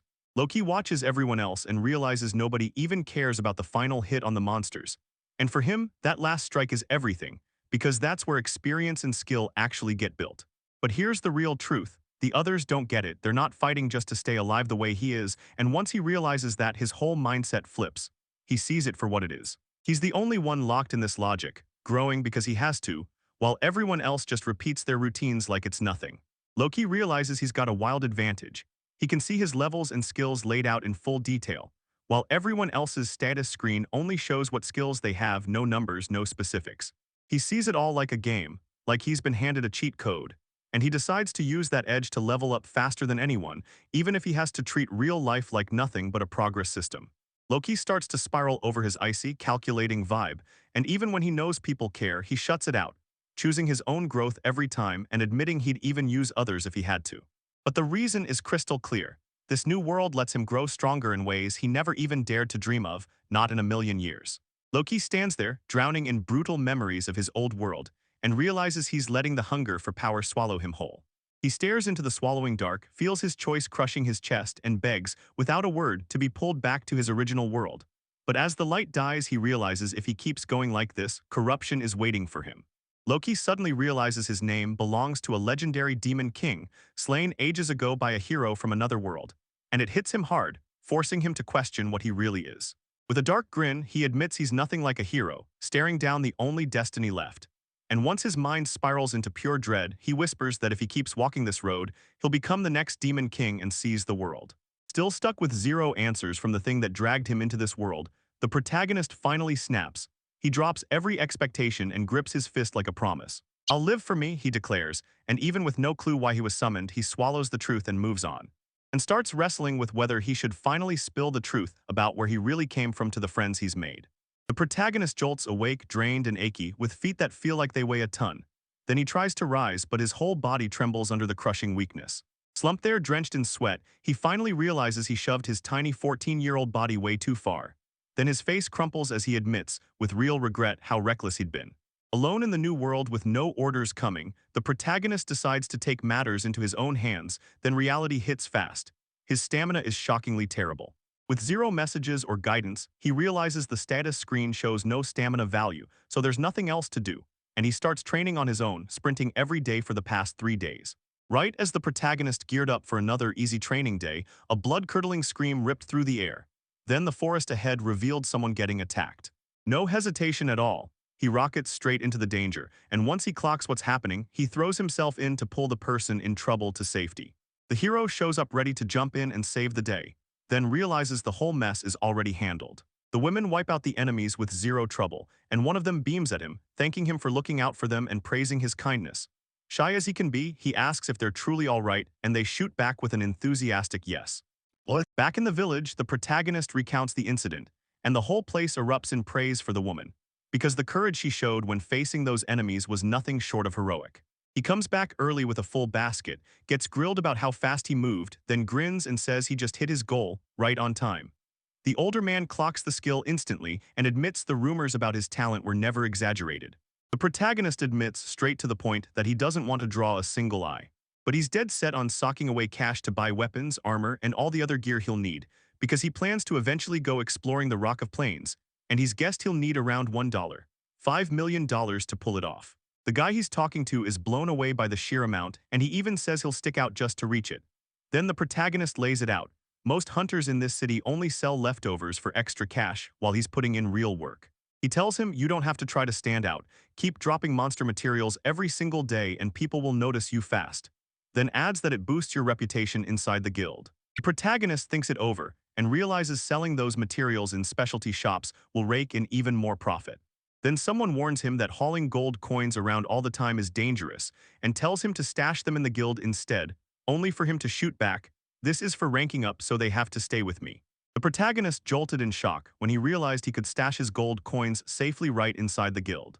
He daydreams this totally ridiculous nightmare where thieves swoop in and snatch every last coin, and then frustration hits. He fumes in his head because Amanda never warned him about something this huge. Now that he's left with nothing, he can only laugh bitterly at his own bad luck and finally realizes just how risky that move was. As he strolls through the city, the protagonist spots someone slipping out of a store, and curiosity rips through him. Once he clocks it's a jewelry shop, he can't stop staring, walks right into another person and blurts out a frantic apology. Driven by pure curiosity, he steps inside, and a mysterious woman greets him with nothing but a simple welcome. Inside the shop, the protagonist's eyes lit up when he realized every jewel was actually a magic stone, and the woman immediately grilled him. "So, are you here to buy or to sell?" He didn't get much at first, but he still took her up on the offer to explain, and once the mysteries clicked, he went all in, trying to figure out why those items mattered and how they were used. She kicks off the whole lesson on magic stones. Each color carries a different power. Black means no attribute, red burns with fire, and the rest of the rainbow hides its own secrets. She holds up stone after stone and tells him that the attribute-less ones are what people use every single day. Then he spots a few and can't believe it. Magic stones with real attributes are actually out there. And when she pushes him to think about what bigger, pricier stones are for, his gut twists. Something far more important is hiding just behind the lesson. Once they figured out magic stones could be used to enchant gear with powerful new attributes, everything changed. The moment the protagonist imagines wielding two swords, each forged with a different element, pure excitement sparks in his chest.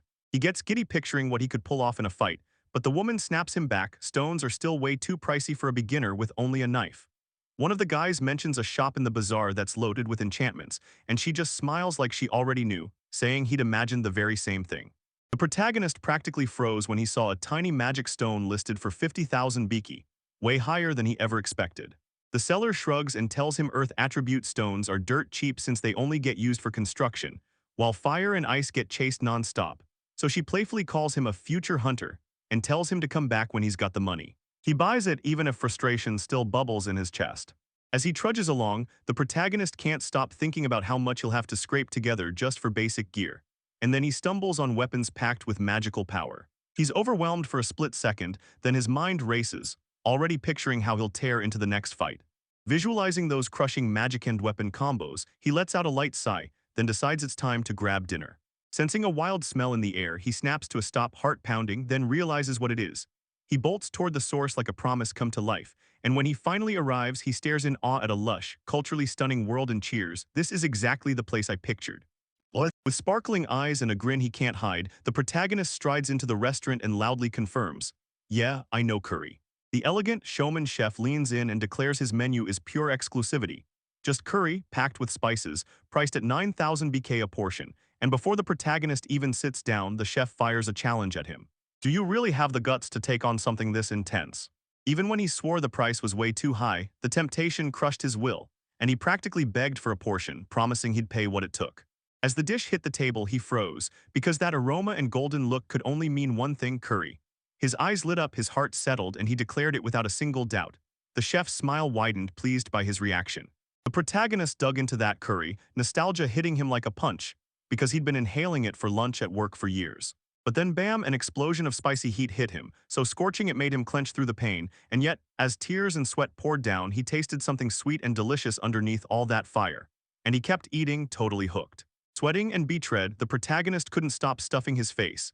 Every bite hit so hard he devoured the portions without pause, and once he was done, he grinned like a happy kid and thanked them for the meal. After that, he bolted out of the restaurant with fresh energy and a warm heart. Then, as soon as the meal hit, the 9,000 Biki price tags per dish slammed into him, and he realized he still had to claw his way to saving 1.5 million. Still, he strolled away with a satisfied grin and zero regrets, convinced it was all worth it for that mouth-watering taste. Then that familiar flavor hit him, and suddenly he wondered, could there be more people in this world who also came from Earth? He savored that just-eaten curry with pure joy, calling it a spice-blasted masterpiece. Then reality hit when he remembered the price tag was insane, so he swore he'd only come back for it as a reward later, because this time he got away lucky, and next time he'd be way more careful before walking into any random store again. The protagonist stepped into a brand new shop, and a warm couple greeted him like family.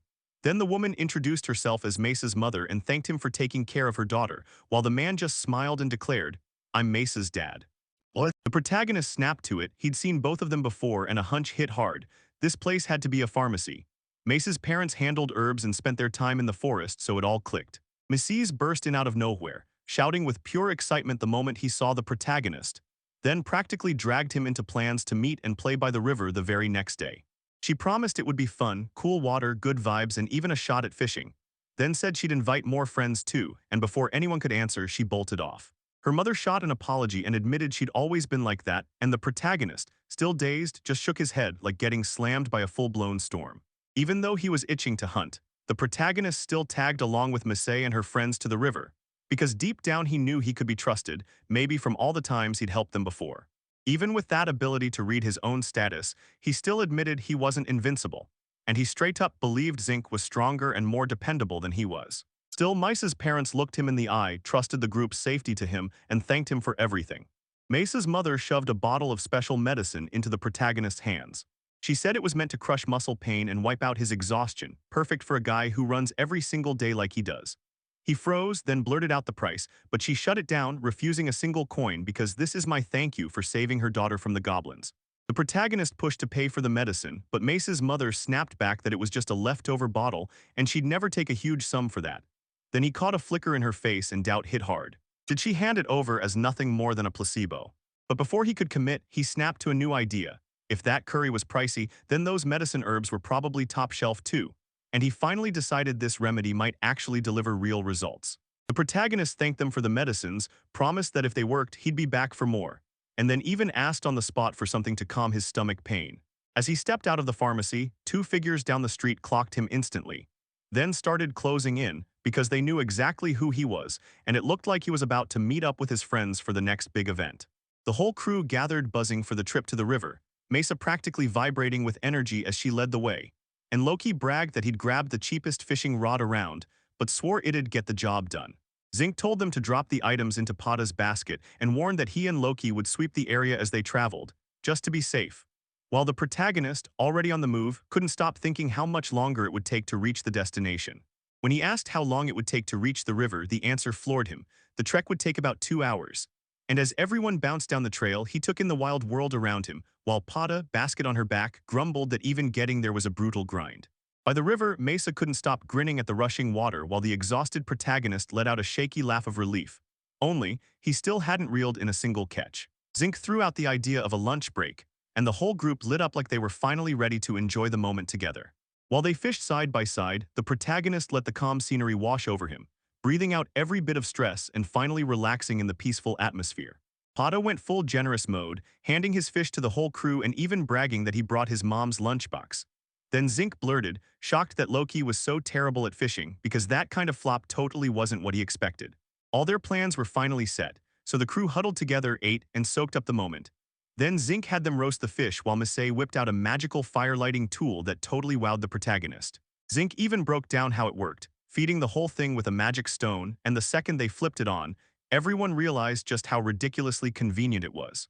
With pure excitement blazing in their chest, the protagonist declared, "I can finally eat grilled fish," and held the thing up like it was treasure, absolutely stunned by how useful it was. Around the campfire, everyone kicked back, chomping roasted fish while the world fell quiet, and the protagonist finally let out a breath. He said he felt at peace as he kept working the grill. "Hang on, one more fish is almost done," he warned, and when the others saw what was coming next, they blinked in shock insects. Still, Loki grinned and swore they'd taste great with salt, so the whole crew dug in together, savoring that wild picnic like it was the best night of their lives.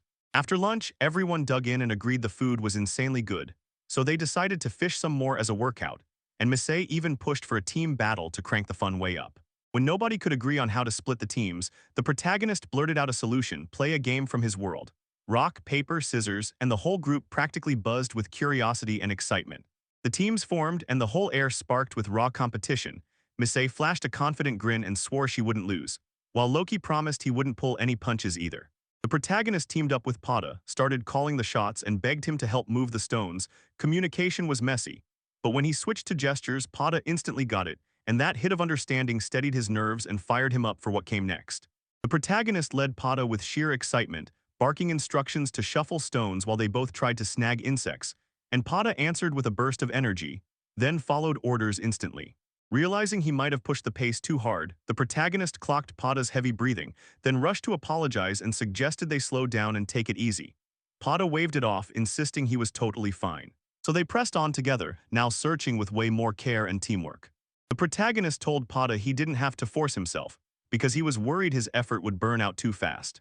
Pada froze for a second, stunned, then broke into a tearful smile as everything finally clicked, and he joyfully repeated the words back with watery eyes because that tiny moment of understanding hit him harder than anything. Finally getting what the protagonist needed and realizing he could actually talk back, lit Pada up with pure joy and he wrapped him in a tight hug, beaming, "I can speak to you too now."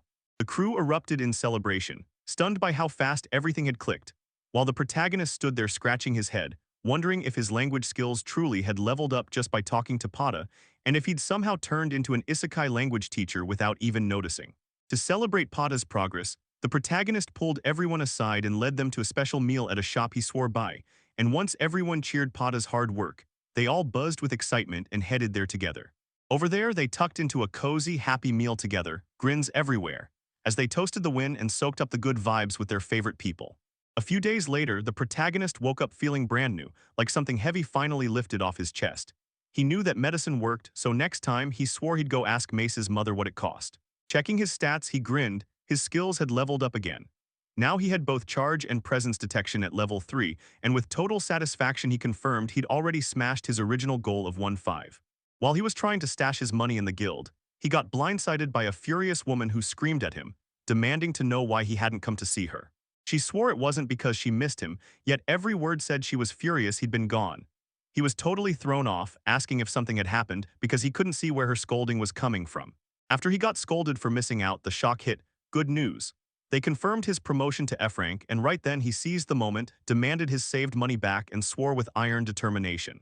He geared up, grabbed his equipment, and charged straight for the next challenge, the Raqqa Plains. Loki got handed a brand new adventure license, and a loud round of cheers for finally climbing up to rank F. While the crowd was busy cheering, he stared at the card with pure curiosity, wondering if its material could be swapped. Then an expressive woman buzzing over his win said the license fit him perfectly, and a third person brushed it off with a simple, casual answer. "Yeah, you could make that change." She told him licenses come in a strict material ladder: copper, iron, silver, even adamantite, each one marking the rank, and sure, you can swap the material, but you'll pay an extra fee. The protagonist was baffled and demanded why the trade felt so random, and she shrugged that it's normal since the processing fee decides the whole thing. He snapped with outrage, realizing the whole system was basically a microtransaction machine. Loki ripped into the guild system for only squeezing the rich, because it was the high ranks who actually cared about the card quality. Then the woman snapped back that the guild was a business, and it couldn't hand out precious minerals for free. That left Loki wondering, was SRANK linked to adamantite really the top of the world? His curiosity sparked and he pressed Amanda straight for the truth. Was SRANK truly the ceiling? Loki snapped that making the top-tier rank out of adamantite felt lazy, like he had no ambition at all. Then Amanda froze, stunned, and had to admit he was right. Once upon a time, there was a higher rank, but it got wiped clean from history. The reason was brutal. Today's hunters just didn't have the muscle to reach it. Amanda admitted she never bothered to bring up the lost ranks, convinced it didn't matter. Then Loki snapped into a new obsession. If today's hunters couldn't reach that old level, maybe the guild had been missing people who could. He swallowed his thoughts in silence, and a wild idea sparked. What if reborn heroes from another world were real, like the legendary Takuya? Then maybe someone like that could finally claw back the lost rank. Loki kept spiraling over Takumi's legendary hero status, wondering what if he'd been reincarnated as a prince instead. Then he'd never have to become a hunter. Still, Loki couldn't shake the urge to find him if he was alive. Then Amanda caught the intensity in his eyes and knew she had to spill something big the moment he brought it up. Amanda's eyes lit up the moment she saw Loki's interest spark. Right then, she drew the whole room's attention to him. She couldn't wait, she spilled the legend of the lost rank, showering him with praise and calling out his genius. And Loki froze, shocked by the hype, trying to slip away and insisting he was still low rank and that everything was fine for now. Until Amanda made it clear she wasn't stopping, not even for a second. The very next day, Loki buzzed with excitement, gearing up for the trek to the Raqqa Plains, grabbing supplies and antidotes, piecing together every scrap of intel. Yet Amanda's heavy pressure still hung over him like a storm cloud. With a grin, he vowed to grab his weapon and armor in the morning, then stormed out with fierce determination, ready to tear across the plains and explore them. Loki stormed up to the blacksmith to order his armor, and the man said the leather ready in the shop would take 4 days. Then froze, took a dramatic breath and corrected it. 5 days. Loki immediately freaked out over the delay, acting way too over the top, and a guy nearby shot him a look and demanded, "Did you lose your mind for good?" Loki tried to spar with the blacksmith, insisting he'd done everything right, even waking up early to hit the plains and pushing for a set of ready-made armor. Serious, the blacksmith shot the idea down, warning that if Loki wore gear that didn't fit, it could get him killed in the middle of a fight. So he demanded they measure Loki first, because there was no armor ready in a child's size. With a frustrated groan, Loki finally gave in. Loki figured a simple recon mission meant he didn't need armor, then as he stared at the weapons, his eyes locked onto a sword behind glass, so he couldn't help himself and begged to see it up close. Shocked, the blacksmith nodded and handed it over. Then the moment Loki gripped the blade, his excitement exploded. It fit perfectly and cost just what he had. Loki froze when he realized the sword was enchanted to boost magic power. Yet it was priced dirt cheap, and the blacksmith just shrugged and said nobody in town wanted to touch it. Enchantments showed up more on staffs and the local hunters, every single one were rank E, so they never touched weapons like that. Still, he forged the sword anyway. Loki pressed him, "Why build something so specific?" And the blacksmith just stared back, unshakable, like he had a reason he wouldn't explain. As Loki stared at the enchanted sword, it hit him. This blacksmith forged it knowing nobody in town would ever lay their hands on it.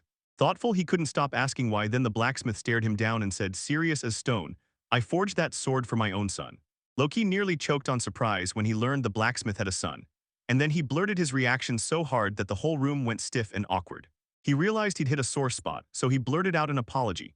Then the blacksmith, eyes heavy but voice steady, waved it off and said his son was exactly what Loki had pictured back in the day, always itching for adventure. Still, Loki shifted gears and asked straight up whether Loki planned to buy the sword. Loki chose the enchanted sword with a grin and rushed to buy it. And the blacksmith, smiling just a little, said he'd locked it in the display case because he'd wanted it sold that way, convinced his son would have wanted it too. Then the vibe snapped to dark and serious. The blacksmith fixed Loki with a grim stare and demanded, "Are you really thinking of heading for the rocket planes without armor?" Cornered by the direct question, Loki swallowed his pride and told the truth. He planned to hit the rocket planes without armor. He knew it looked reckless, but he wasn't backing down. His stats had already hit the cap for his level, and he was sure he could take on the region's monsters as long as he kept his guard up. The blacksmith begs Loki to hold off on selling the sword until his armor is finished, hoping it'll slow his rushed exit. Yet Loki brushes it aside, staring at his own road. He recalls how he grew stronger by taking on dangers alone, refusing the usual shortcuts and the guild's help, because while everyone else waits for support or a recommended level, Loki doesn't. Determined, Loki declares he can't wait 4 days for the armor, because even with just a knife, he'll still scout the new hunting area. He locks eyes with the blacksmith and commits to his choice, no turning back, no matter how risky it is. The blacksmith's stomach drops when he realizes Loki has the same reckless spirit his own son did, and pure panic takes over. With a crushed voice, he admits that every ounce of his effort and heart poured into forging that sword, and right in the middle of it, his son died.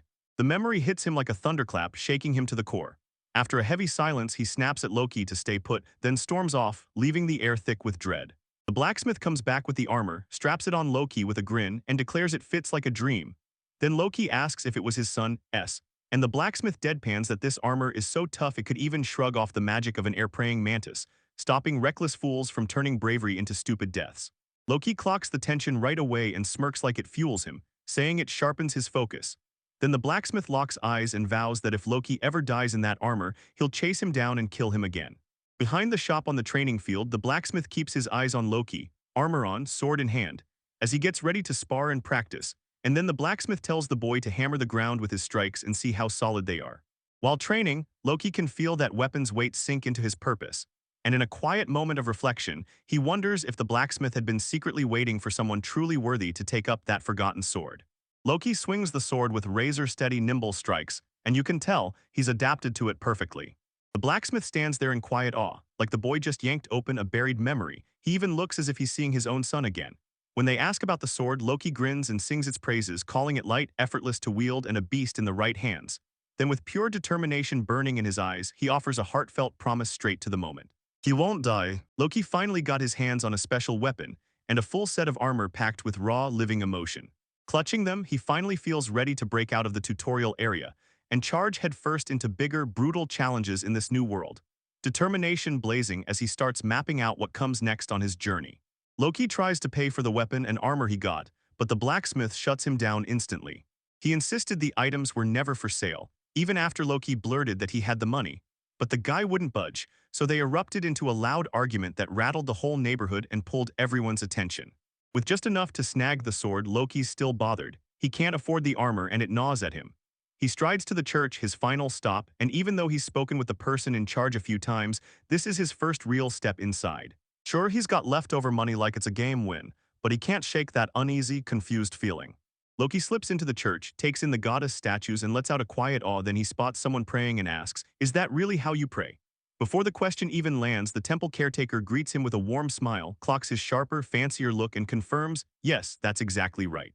What? Loki heads to the room where he can check his status and finds out it's tracked on a stone everyone can see, so the moment he realizes it, discomfort hits him hard. Curious as hell, he shoots a question, does the price of the offering change what they reveal? The nun jolts hard at that. Loki snaps out a quick, shaky apology, mortified by the reaction, because that would be basically begging for punishment. Loki stumbles on the truth. Those huge donations to the church buy you invites to events backed by the mighty Fennel Empire, yet out in this rural backwater, none of it reaches them. He can't ignore how money runs the religious world. He spots the pure luxury in every building. Then, out of nowhere, another guy shows up buzzing with a massive offer, ready to jump straight into the ritual.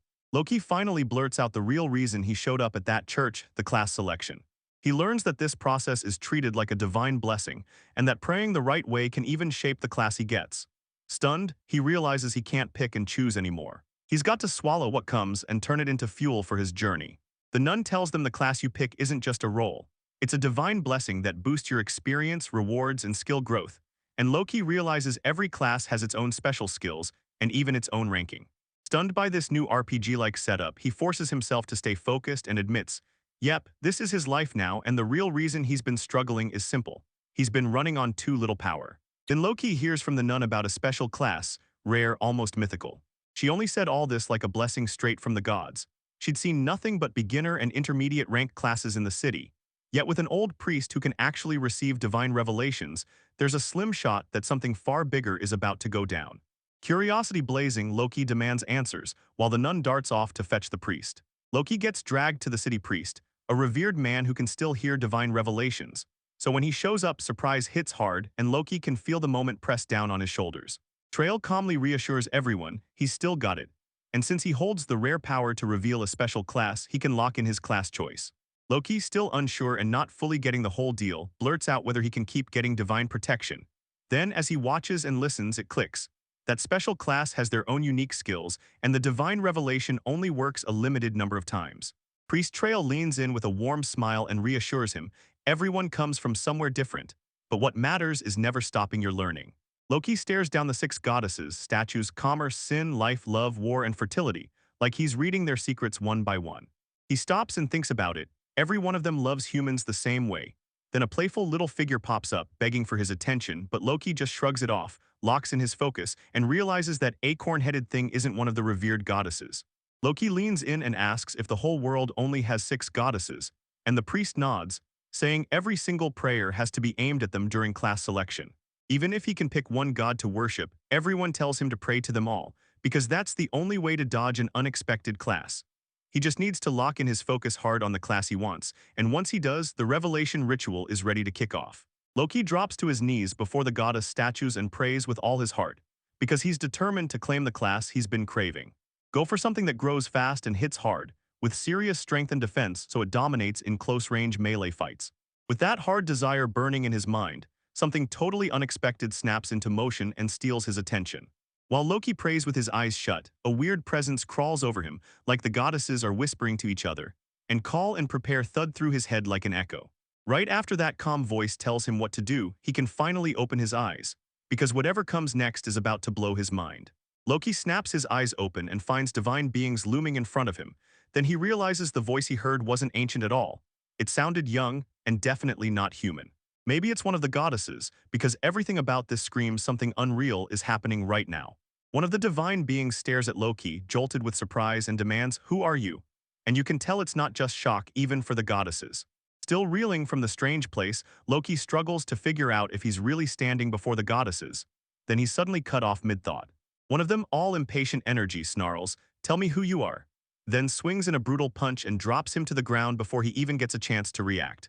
A lone figure steps in and coldly declares Loki an anomaly in this world. No warmth, no mercy. She doesn't care who he is, and she makes it painfully clear his presence is not wanted here. A shadowy figure stares down Loki with ice in her eyes, then thrusts out a hand and vows she'll wipe him clean from existence. So Loki, crumbling to the ground and sweating through his nerves, finally understands his life is on the chopping block, and the terrifying power he can't even name. Right when Loki is about to get erased, one of the goddesses lunges in and yanks him out of the attack. She knows he's an anomaly, but she insists they haven't heard his story yet. The pressure stays brutal, yet for the first time, Loki might finally get a chance to explain. Right after he's almost wiped from existence, Loki gets pulled aside and calmly grilled who he is and why he's even in this world. Nervous as hell, he blurts out his name, Loki, but then admits the truth. His real name was Mamiya Yudo. He swears he was yanked into some mysterious space with zero clue what was happening, like a kidnapping, and somehow ended up there by pure accident. Loki tries to tell them he got yanked into this world by a godlike figure, but the moment he mentions her, his words catch and he can't speak about her at all. The goddesses whisper to each other, stunned that they can't read his mind during certain moments, something that never happens. It makes their suspicions snap into place. Loki didn't come by choice, he slipped through a dimensional rift by accident. Then they start watching him closer, because they can't make out his powers or his thoughts, and that mystery only makes their curiosity burn hotter. So people start whispering that he could have lost his memory or he's on some unknown drug, and that's when fear hits hard. He might be dangerous. The goddesses start a fierce debate over whether Loki should be kept alive, because nobody knows what he'll do next, and that terrifies them. Loki tries to play it off, insisting he knows nothing at all. But with a ruthless order, they cut him off. Be silent, anomaly. And now the tension tightens, he's trapped, desperate, and barely hanging on. Fed up with being treated like a monster, Loki erupts. He leaps to his feet and roars at the gods, calling them selfish, incompetent, and totally arbitrary. Because after everything he survived, he refuses to be judged without even getting a chance to speak. Loki storms up to the goddesses, rage blazing in his eyes, insisting he tried to talk respectfully, only for them to shut him down and ignore him. One blows up in fury and screams for his death, claiming he's guilty of a crime no one can forgive. Then, just like that, another steps in to carry out the hit, fully knowing the city's people will pay the price too. Loki snaps completely, furious, blasting the goddesses as criminals for ignoring the innocent. And then he remembers the moment he was ripped away and kidnapped from his own world. Blindfolded and dumped into a forest, he's forced to fight for survival like some sick game. His rebellion is loud. He still can't grasp why they dragged him here, but he won't let them label him a villain. Loki lets it all out. How he got dumped into a brand new world with zero food, no water, and no clue how to survive, forced to battle, choke down raw fish, and fend for himself every day. Still, the moment he finally reaches Bezart town and meets people for the first time, hope hits him like lightning. He just wants to live well in this new life. With tears streaming down his face, Loki pleads for answers, begging, "Why am I being treated like this?" He can't wrap his head around it. How is he getting punished for just trying to survive? He still remembers the warmth of that world's people accepting him, something he never got even from his own parents. And all he ever wanted was to finally live in peace. Thinking death is breathing down his neck, Loki swallows his sadness and clings to one last wish. If he's ever reborn, let it be in a world where effort actually pays off. Then he grips the promise he made not to die, but with no escape left, resignation crashes over him, until a voice he never expected slices through the silence. One of the goddesses locks eyes with Loki and demands to know, who is he really? Tears streaming, he answers from the heart, because he isn't a god at all, just a man who latched onto life and slowly started to feel it again. He doesn't have answers, he only has one goal: keep living. One of the goddesses decides to hit Loki with a straight-up question. She tells him that the goddesses sometimes reincarnate souls from other worlds and hand them special skills in the process, then asks if he got anything before he showed up there. Loki goes quiet, shock snapping into his face as his mind races, but he's not sure. Loki finally admits he got two crazy skills: youth restoration, keeping him looking young even though he's 32, and a status screen that lets him instantly see his attributes in MP. He also points out two hidden fields on his screen, and there's no telling what's inside. The goddesses confirm he's telling the truth, lean in with real curiosity, and can't wait to learn this skill better. Loki tells him his status screen works just like games back in his world, packed with attributes, skills, and even a skill tree layout. Plus he can view blessings and titles, he just hasn't earned any yet. The goddesses whip around in shock. This goes way past what even their divine eyes can grasp. Then Loki smirks and shows them his power system isn't some basic gimmick. He can read razor-detailed skill points, figure out exactly what he must learn next, and even hand out points whenever he wants, and that blows them away so hard one of them declares, without a doubt, that a high-level god must be behind it all. Loki thinks his power still isn't enough to shake the world, and he tells the goddesses they finally need to see what's really going on. When they look at him, they realize he doesn't feel dangerous at all, and they realize they jumped the gun. Rage flashes across Loki's face. He erupts again, furious that they tried to kill him before he even got the chance to tell his side. The goddess is filled with regret, and Neil finally looks Loki in the eye and sincerely apologizes for trying to kill him without even listening first. Stunned, he accepts the apology and waves it off. He just wants them to get what he's dealing with. Then he rushes to apologize for his harsh words and pushes to get back to why he came to the church in the first place. Loki finally realizes he's not allowed to pick a class at all. The goddesses lean in and tell him straight. Since they're only lesser deities, they can bless only the ones born in this world, and he's not one of them. When he pleads to go back to his original world, they shut him down fast. Turns out neither of them has that power. While Alicia tries to calm Loki, telling him it's finally their job to lead him to salvation, he snaps his focus onto her face. As soon as Loki clocks just how beautiful she is, his whole mind freezes. His cheeks flare red, and he gets so lost in her beauty that he can't focus on anything else. Loki realizes he got the divine revelation skill, meant only for priests, and now he can hear messages from the goddesses once every day. Stunned, he asks if someone's always watching him, and they admit it, only they can see his status. Alicia tries to calm him down, telling him he can reach out to them anytime he needs help, but Loki still doesn't trust it, and he snaps that he's done with the church for now. Loki explodes in rebellion when he realizes divine revelation lets the goddesses talk to him, without him ever getting a word back, and Alicia snaps to action, granting him the super rare skill celestial channeling that only priestesses normally can use, promising it's her apology and that she'll burn through nearly all her power to do it, even as she sinks into rest, leaving everyone stunned by her sudden choice. Loki jolts awake and confirms it all really happened.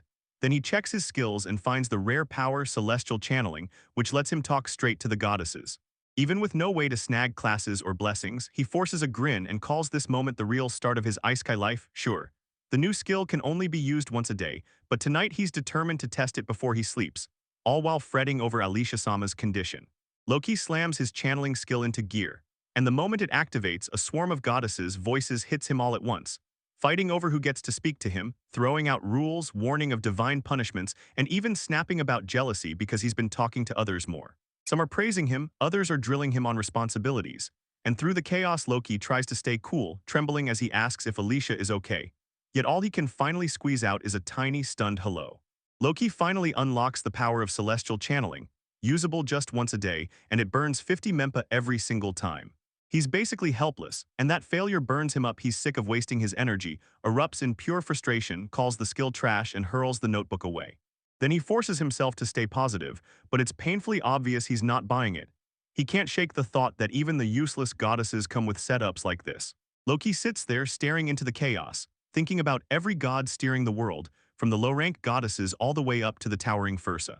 Even with their power seeming total, he slams the brakes on everyone's expectations and chooses his own path. Then, alone in his thoughts, he stares up at the sky and wonders if his own decision is already written in the acorn head's hands, and just as fast he answers himself. No, the protagonist pleaded with everyone, but they shrugged him off, then threatened him, shut him up, and crushed his voice before he could be heard. Then he unlocked a rare skill that let him talk to the goddesses, only for it to unleash something dangerous the moment he used it. He realized it was pointless, one brutal minute of non-stop one-sided chatter that made his ears burn.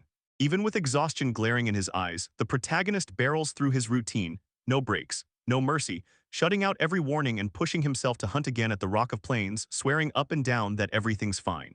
And he'll power through that fatigue solo, no help needed. Trail's kindness still gnaws at the protagonist, filling him with guilt, and he can't even settle on a new job. He ends up fighting over the offerings too.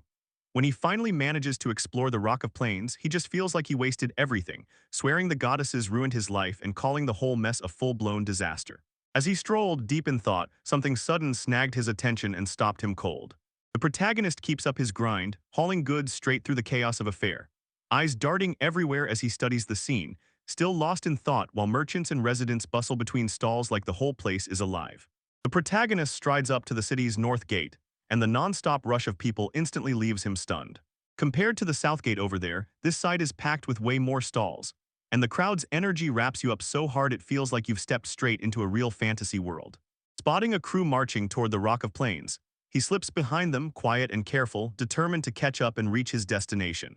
At the Rocket Plains, the hero finally kicks off his hunt, grinning with pure excitement. Then he clocks one thing fast. Nobody hunts solo, yet that doesn't scare him. As he scans the open field and watches other groups clash with monsters, he reads the battleground like a map, easy to spot monsters, but just as easy for someone to snatch his basket. Still, he pushes ahead, eyes sharp on every corner, ready to strike the moment hits. Loki steps up to his first real test. An air mantis lunges at him. Even with the enemy blending into the weeds like it belongs there, he stays ice cold. Then decides to put his skills to the test, finds the hidden creature and braces to strike with total determination. The second Loki spots the air mantis, he fires off his power to sniff out the enemy's presence instantly. He lunges in with a razor-precise strike, lands a clean hit with total confidence, and shuts the whole fight down in one move. Loki meets a fresh foe, a deadly, poisonous rat, and he goes for the kill fast because he can't afford to draw in more of that same nasty swarm. But the moment he attacks, everything goes sideways. His strike comes out too slow, and even when he spots the blunder, he can't pull back, and suddenly the whole situation spirals out of control, leaving him stunned. After Loki wipes out the poisonous rat, poison resistance surges through him. Then, shockingly, it instantly levels up to level 2. Even with barely any intel, he realizes these monsters still pay out insanely well. He's all but certain the poison mice are prime prey, and he decides to press that advantage even harder. Loki came back from the hunt with 21 poisonous rats. One was smashed and left disabled, while the rest were judged and praised as top-tier scores. With how effortless those fights felt, he starts to wonder, did he train too hard in Pomera? If even an air mantis was that easy, then maybe it's time to push into the Uluwiv forest, maybe even sooner than he ever planned. Loki broods over that deadly trap, thinking you're unstoppable just because you've won a few fights, and he remembers how arrogance can slam you into total defeat. Once he realizes the forest question was just a test, he straightens up and vows to stay grounded.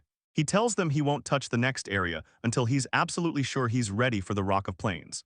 Loki gets warned that even if he's strong enough to hunt solo in the Uluwiv forest, he'll still walk away with barely any profit. Because the real killer is the weight of what he hauls, especially the orc meat, the most valuable prize of all. He gets it instantly. No matter how many monsters he crushes, his carry limit will cap his gains. The attendant pushes him to pause and think it through, urging him to double-check every detail first. Then the protagonist exhales with a resigned look and nods, taking the advice. Loki spots a crew he recognizes from earlier, then watches them take payment for the mission. They each pocket 41,000 right away, plus 400 bikis, plenty to rest up for a few solid days. Stunned, he realizes most people scramble for around 10,000 biki a day, but he could live comfortably on half that. Then he clocks how seasoned adventurers really run their lives just by watching. Loki starts toying with the idea of joining a group, but then reality hits. No matter how tempting it sounds, it just wouldn't work for him. Even with a carrier hired, he'd still need someone who could match his pace on every hunt. And then it hits him, his true enemy isn't a monster, it's different goals. Everyone's chasing comfort and stability, but he's hunting the edge of power itself. Just as he's caught in that thought, someone suddenly calls out to him. Loki's caught off guard when someone asks when he'll finally form a group, so he tries to duck the question and blurts that he's been thinking about it. Meanwhile, the crowd around him starts whispering, clocking him as that promising newcomer who's already turned heads, even snagging Amanda's spot as her favorite. A seasoned adventurer leans in, eyes locked on the moment, and can't stop thinking about that boy. 4 days later, Loki finally catches it. This world doesn't hand out power randomly. After one poisonous rat, he shot poison resistance straight to level 2, and now it's already level 3. When he compares that to Pomera monsters, whose skills sit at level 1, Loki snaps the pieces together. Poison mice must crank their poison resistance all the way up to level 4, and that's why the experience comes so fast. Because the environment and the monsters decide how skills evolve. Loki decides that before he even sets foot in Uluwiv, he has to crank his poison resistance up to level 6 at minimum. Level 7 if he can, so he charges into hunts targeting monsters that use high-level skills. He realizes fast that hunting from the same spot just won't work there. He has to stay glued to that basket the whole time, then he spots something freaky. The poisonous rats are straight-up cannibals, and that turns everything into an even bigger nightmare. Loki, chasing pure efficiency, decides to hunt everything in one spot, then he clocks the catch. Hauling the materials back to that weird place would burn 2 whole hours, and that's just not possible. With monsters closing in, he starts firing off ideas, and his mind locks onto one bold solution. A tall platform that shields his basket from every last one. He even wonders if he could just shovel earth into a pile, but the idea crumbles fast until it hits him. He learned earth magic from the Huli mole. Loki decides to prank test Earth magic by shouting ground rise and daring the spell to do its thing. But to his shock, it actually works. When he repeats the command with full focus, the ground surges upward for real. He instantly feels his mana draining like a spell just kicked in, and that's when it hits him. Fire magic used to fail him, so why on earth did Earth magic work? Loki stares in awe because it actually worked. Then he wonders if the real secret isn't in the hands at all, but in the feet like he suspected, so he grins and casts the spell again to test it. And the ground jolts up higher again. Even after the win he spots it, monsters can still scale the mound. Still, he can't help it, he's buzzing about how much more earth he's pulling into the fight. Loki starts messing with different shapes using earth magic, trying to forge towering pillars. Yet even after he builds a bunch of columns, they never climb high enough, and he realizes the more complicated the spell gets, the more mana it guzzles. When he goes all out and tries the exaggerated move, the magic won't even spark, and that's when it hits him. He needs the right tone and exact words to shape what the magic becomes, and he realizes acting is the secret key because only then does it start to feel like he's finally getting how it works. Loki figures out that if he weaves the right keywords together within his current earth magic limits, he can forge spells with razor-sharp accuracy. He fires off the command to test it, then slams down a giant pillar of earth and actually summons a massive earth column, proving the real key is the exact right words, picked in the right order. Loki cheers like he just won the lottery after slamming out a huge, solid earth magic pillar, so now he can hunt without stressing about the basket's safety. But when he glares up at the top, a nasty realization hits him. He never planned how to get the basket back down. Loki cheers over his fixed hunting, grinning as his basket overflows with defeated monsters. He laughs at how wildly his magic has changed, like the day he tried to grill fish with it and got nowhere, because now he finally gets it. Spells don't come from your hands, they come from your feet. And sure, getting that basket down from the pillar is a pain, but when it all lands right, he can't help grinning at how far he's come. Loki's eyes widen when the fire magic finally ignites, and he blurts out a raw shout of shock and pure joy, so loud it spooks the poor adventurer right beside him. Someone drops a rumor about a newcomer who always shows up solo. Yeah, and they mean him, and that tiny talk snaps into a sharp, direct stare. So is this lone wolf routine the reason he's still alone? Loki, blushing, scrambles to hide his shock. Aiden strolls in with total confidence, introduces himself, and tells Loki he's lucky, because he's got a spot in his crew waiting. Loki keeps a completely uninterested face, and with a polite but blunt tone, he refuses, no thanks. Aiden's stunned reaction makes it clear he never saw that coming. Adam's patience snaps when they turn him down. He fires back that hunting hits hardest in a crew, and that new guys should lean on the veterans. Even with insults and threats flying at him, Loki just stays icy calm, standing his ground, saying he'd rather work alone and he's ready for it. He brushes off every provocation, even when a furious Aiden threatens to drag him to the guild. A guild worker leans in and tells Loki that Aiden didn't recruit him out of friendship. He only wanted to chase those rewards, snagging a new face before any other group could grab him first. Even though she can't pick favorites among the staff, she swore she'd issue a formal warning to Aiden's crew. Loki immediately thanked her, saying it already helps a ton, and she smiled at his unshakable backbone for shutting the group down. Loki can't stop thinking about the mess he stirred up in Bizard. Yeah, it's not a strength problem, but dealing with locals can blow up your life fast. The guild taught him to handle trouble responsibly, but if someone follows him or starts threatening him, it's still going to get ugly. He used to think Bazaar was packed with good people, but after everything that happened, he realizes he's tangled himself in something nasty, so after 4 straight days of hunting, he finally hits level 9, decides he'll push to at least level 11 before heading back to Palmyra, just so he doesn't have to run into Aiden's crew again. At night, Loki prays the mess around Aiden's crew doesn't spiral any further. The very next day, he stumbles onto his first emergency mission, wipe out poisonous rats, and the payout jumps even higher because a deadly outbreak might be coming. Loki can't shake the feeling it's all connected to what he just did. Loki watches a squad march out, armed to the teeth and fully geared up for the emergency mission. He doesn't waste a second. He bolts to the field with his basket riding on his back, and before long he's slicing through monsters with surgical precision, refusing to stop until the hunt is done. Just when Loki tries to push on with his hunt like nothing's wrong, he clocks Aiden's group shadowing him. At a sprint's pace, gasping for breath, they refuse to stop chasing him across the field. Fed up with their pushing, Loki erupts in a loud complaint, his frustration blazing with every word. Burned out from the chase, Loki straight up demands to know how long Aiden's crew plans to keep hunting him, while they play innocent, claiming they're only changing areas. But Loki clocks the excuse instantly and demands they hunt somewhere else, because hunting together is a waste of time. After that tense back and forth, Aiden caves in and reluctantly agrees, while Loki, eyes narrowing, can't shake the feeling they're staring straight at what's in the basket. Loki grins and confirms his Earth magic hits level 3, meaning he can now fire off up to 4 keywords. To test his limits, he snaps a brand new spell into existence, create deep, long pillar, and the massive pillar rises even more jaw-droppingly than before. Aiden's group stares in stunned silence as Loki shows off just how far his magic mastery has grown. Loki erupts with excitement, gloating that he nailed the new Earth spell on the very first try, while Aiden's group stares in shock, wondering who he really is. Meanwhile, Loki leans in, studies the pillar, and confirms the deep command hit perfectly, so the whole structure stretches downward exactly as planned. Loki gets ready to leave, announces that he'll hunt, and pushes down the nerves with a fierce promise to look unshakable. Locked in, he vows to show the real gap between his skills and Aiden's crew, then, even with that ironic good luck, he marches forward anyway, dead set on proving he can do it all on his own. Loki realizes he has to snag his basket off the top of that pillar, so he gauges the height, imagines the exact length he needs, and launches a perfectly timed spell, creating a 5-meter pillar to match the spot exactly. Loki snatched his basket from the top of that towering pillar, even while his nerves screamed at the drop. Then he tracked the 26 MP cost for every platform in his head, fully realizing he'd have to master his magical energy before it bled him dry. Grinning at the experiment's outcome, he practically can't wait to hunt circles around everyone in the air, so he flashes a savage smile, brandishes his sword, and charges back into the field. Time to hunt more. Loki drags himself back, completely wiped out after a brutal day of hunting. The basket is stuffed so tight he can barely haul it, and when he hands over the goods, the evaluator's eyes snap to the sheer pile he caught.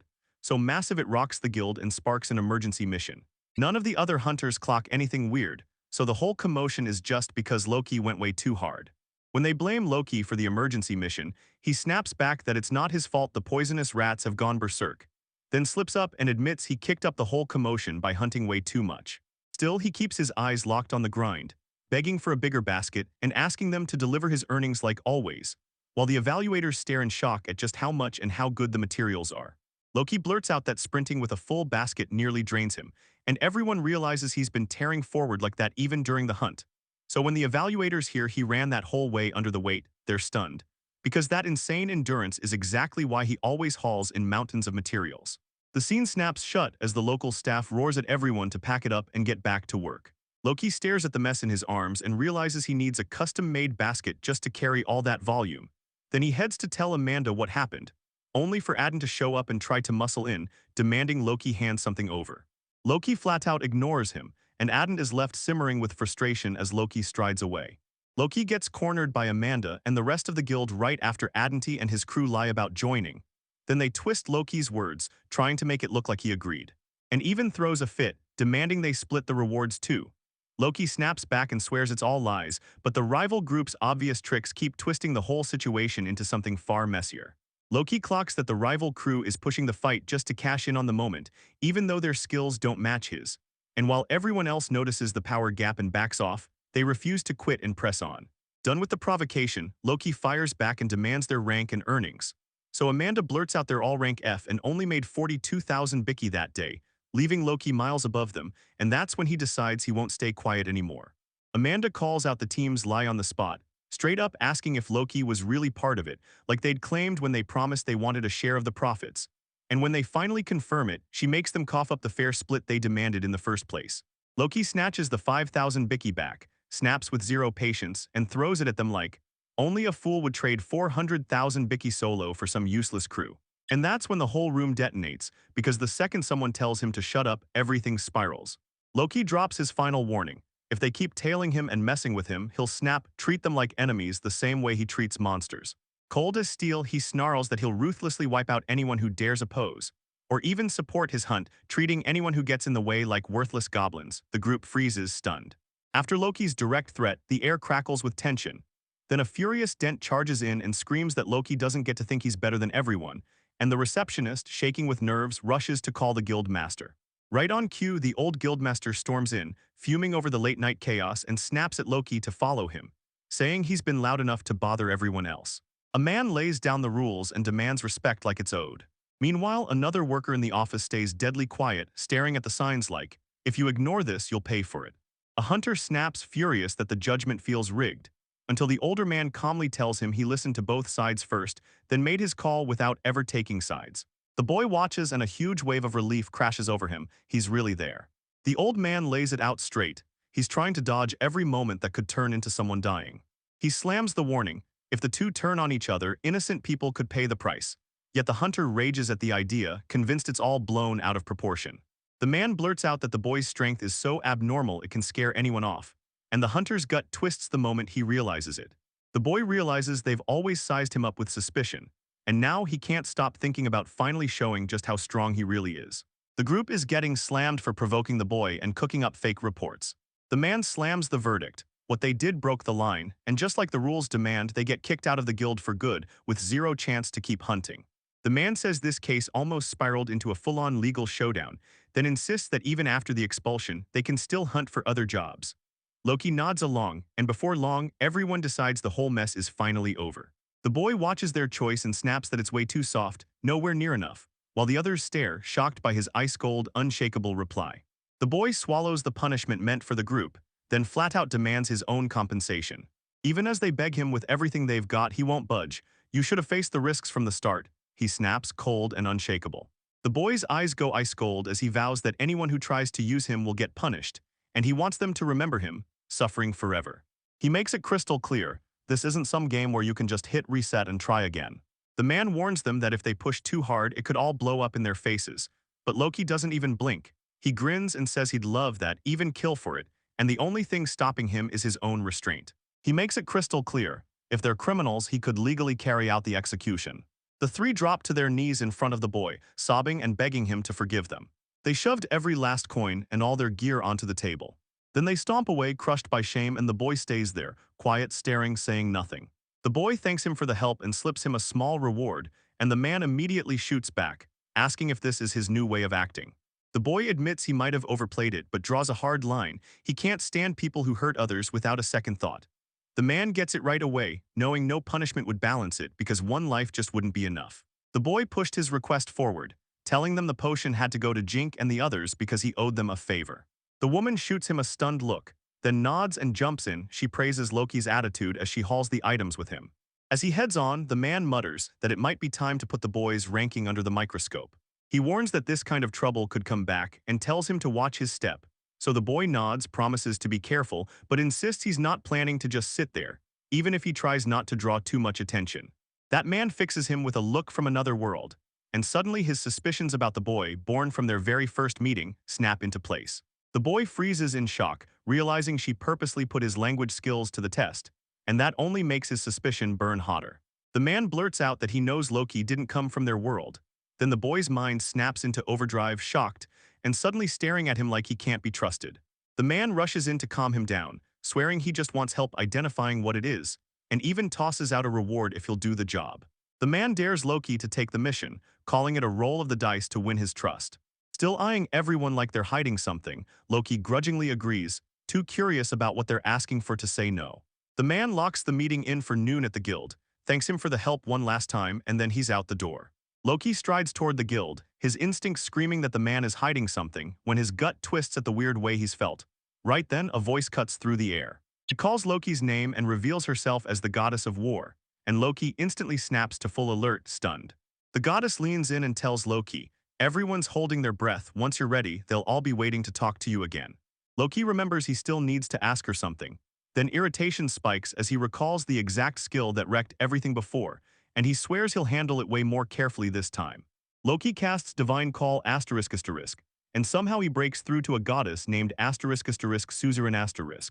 She introduces herself as the goddess of abundance, practically buzzing with excitement to finally talk to him face to face, marveling that everyone loves watching the mortal world. While Loki realizes that with this higher level, he can keep the conversation going way longer. Goddess Ristia barges into the moment, then turns to Loki and demands he spill why they're even in contact. She comes off deadly serious and straight to the point, and Loki can't help but stare. Her calm, icy intelligence has him hooked. And the moment he realizes they can read his thoughts, he knows he's finally allowed to speak his mind.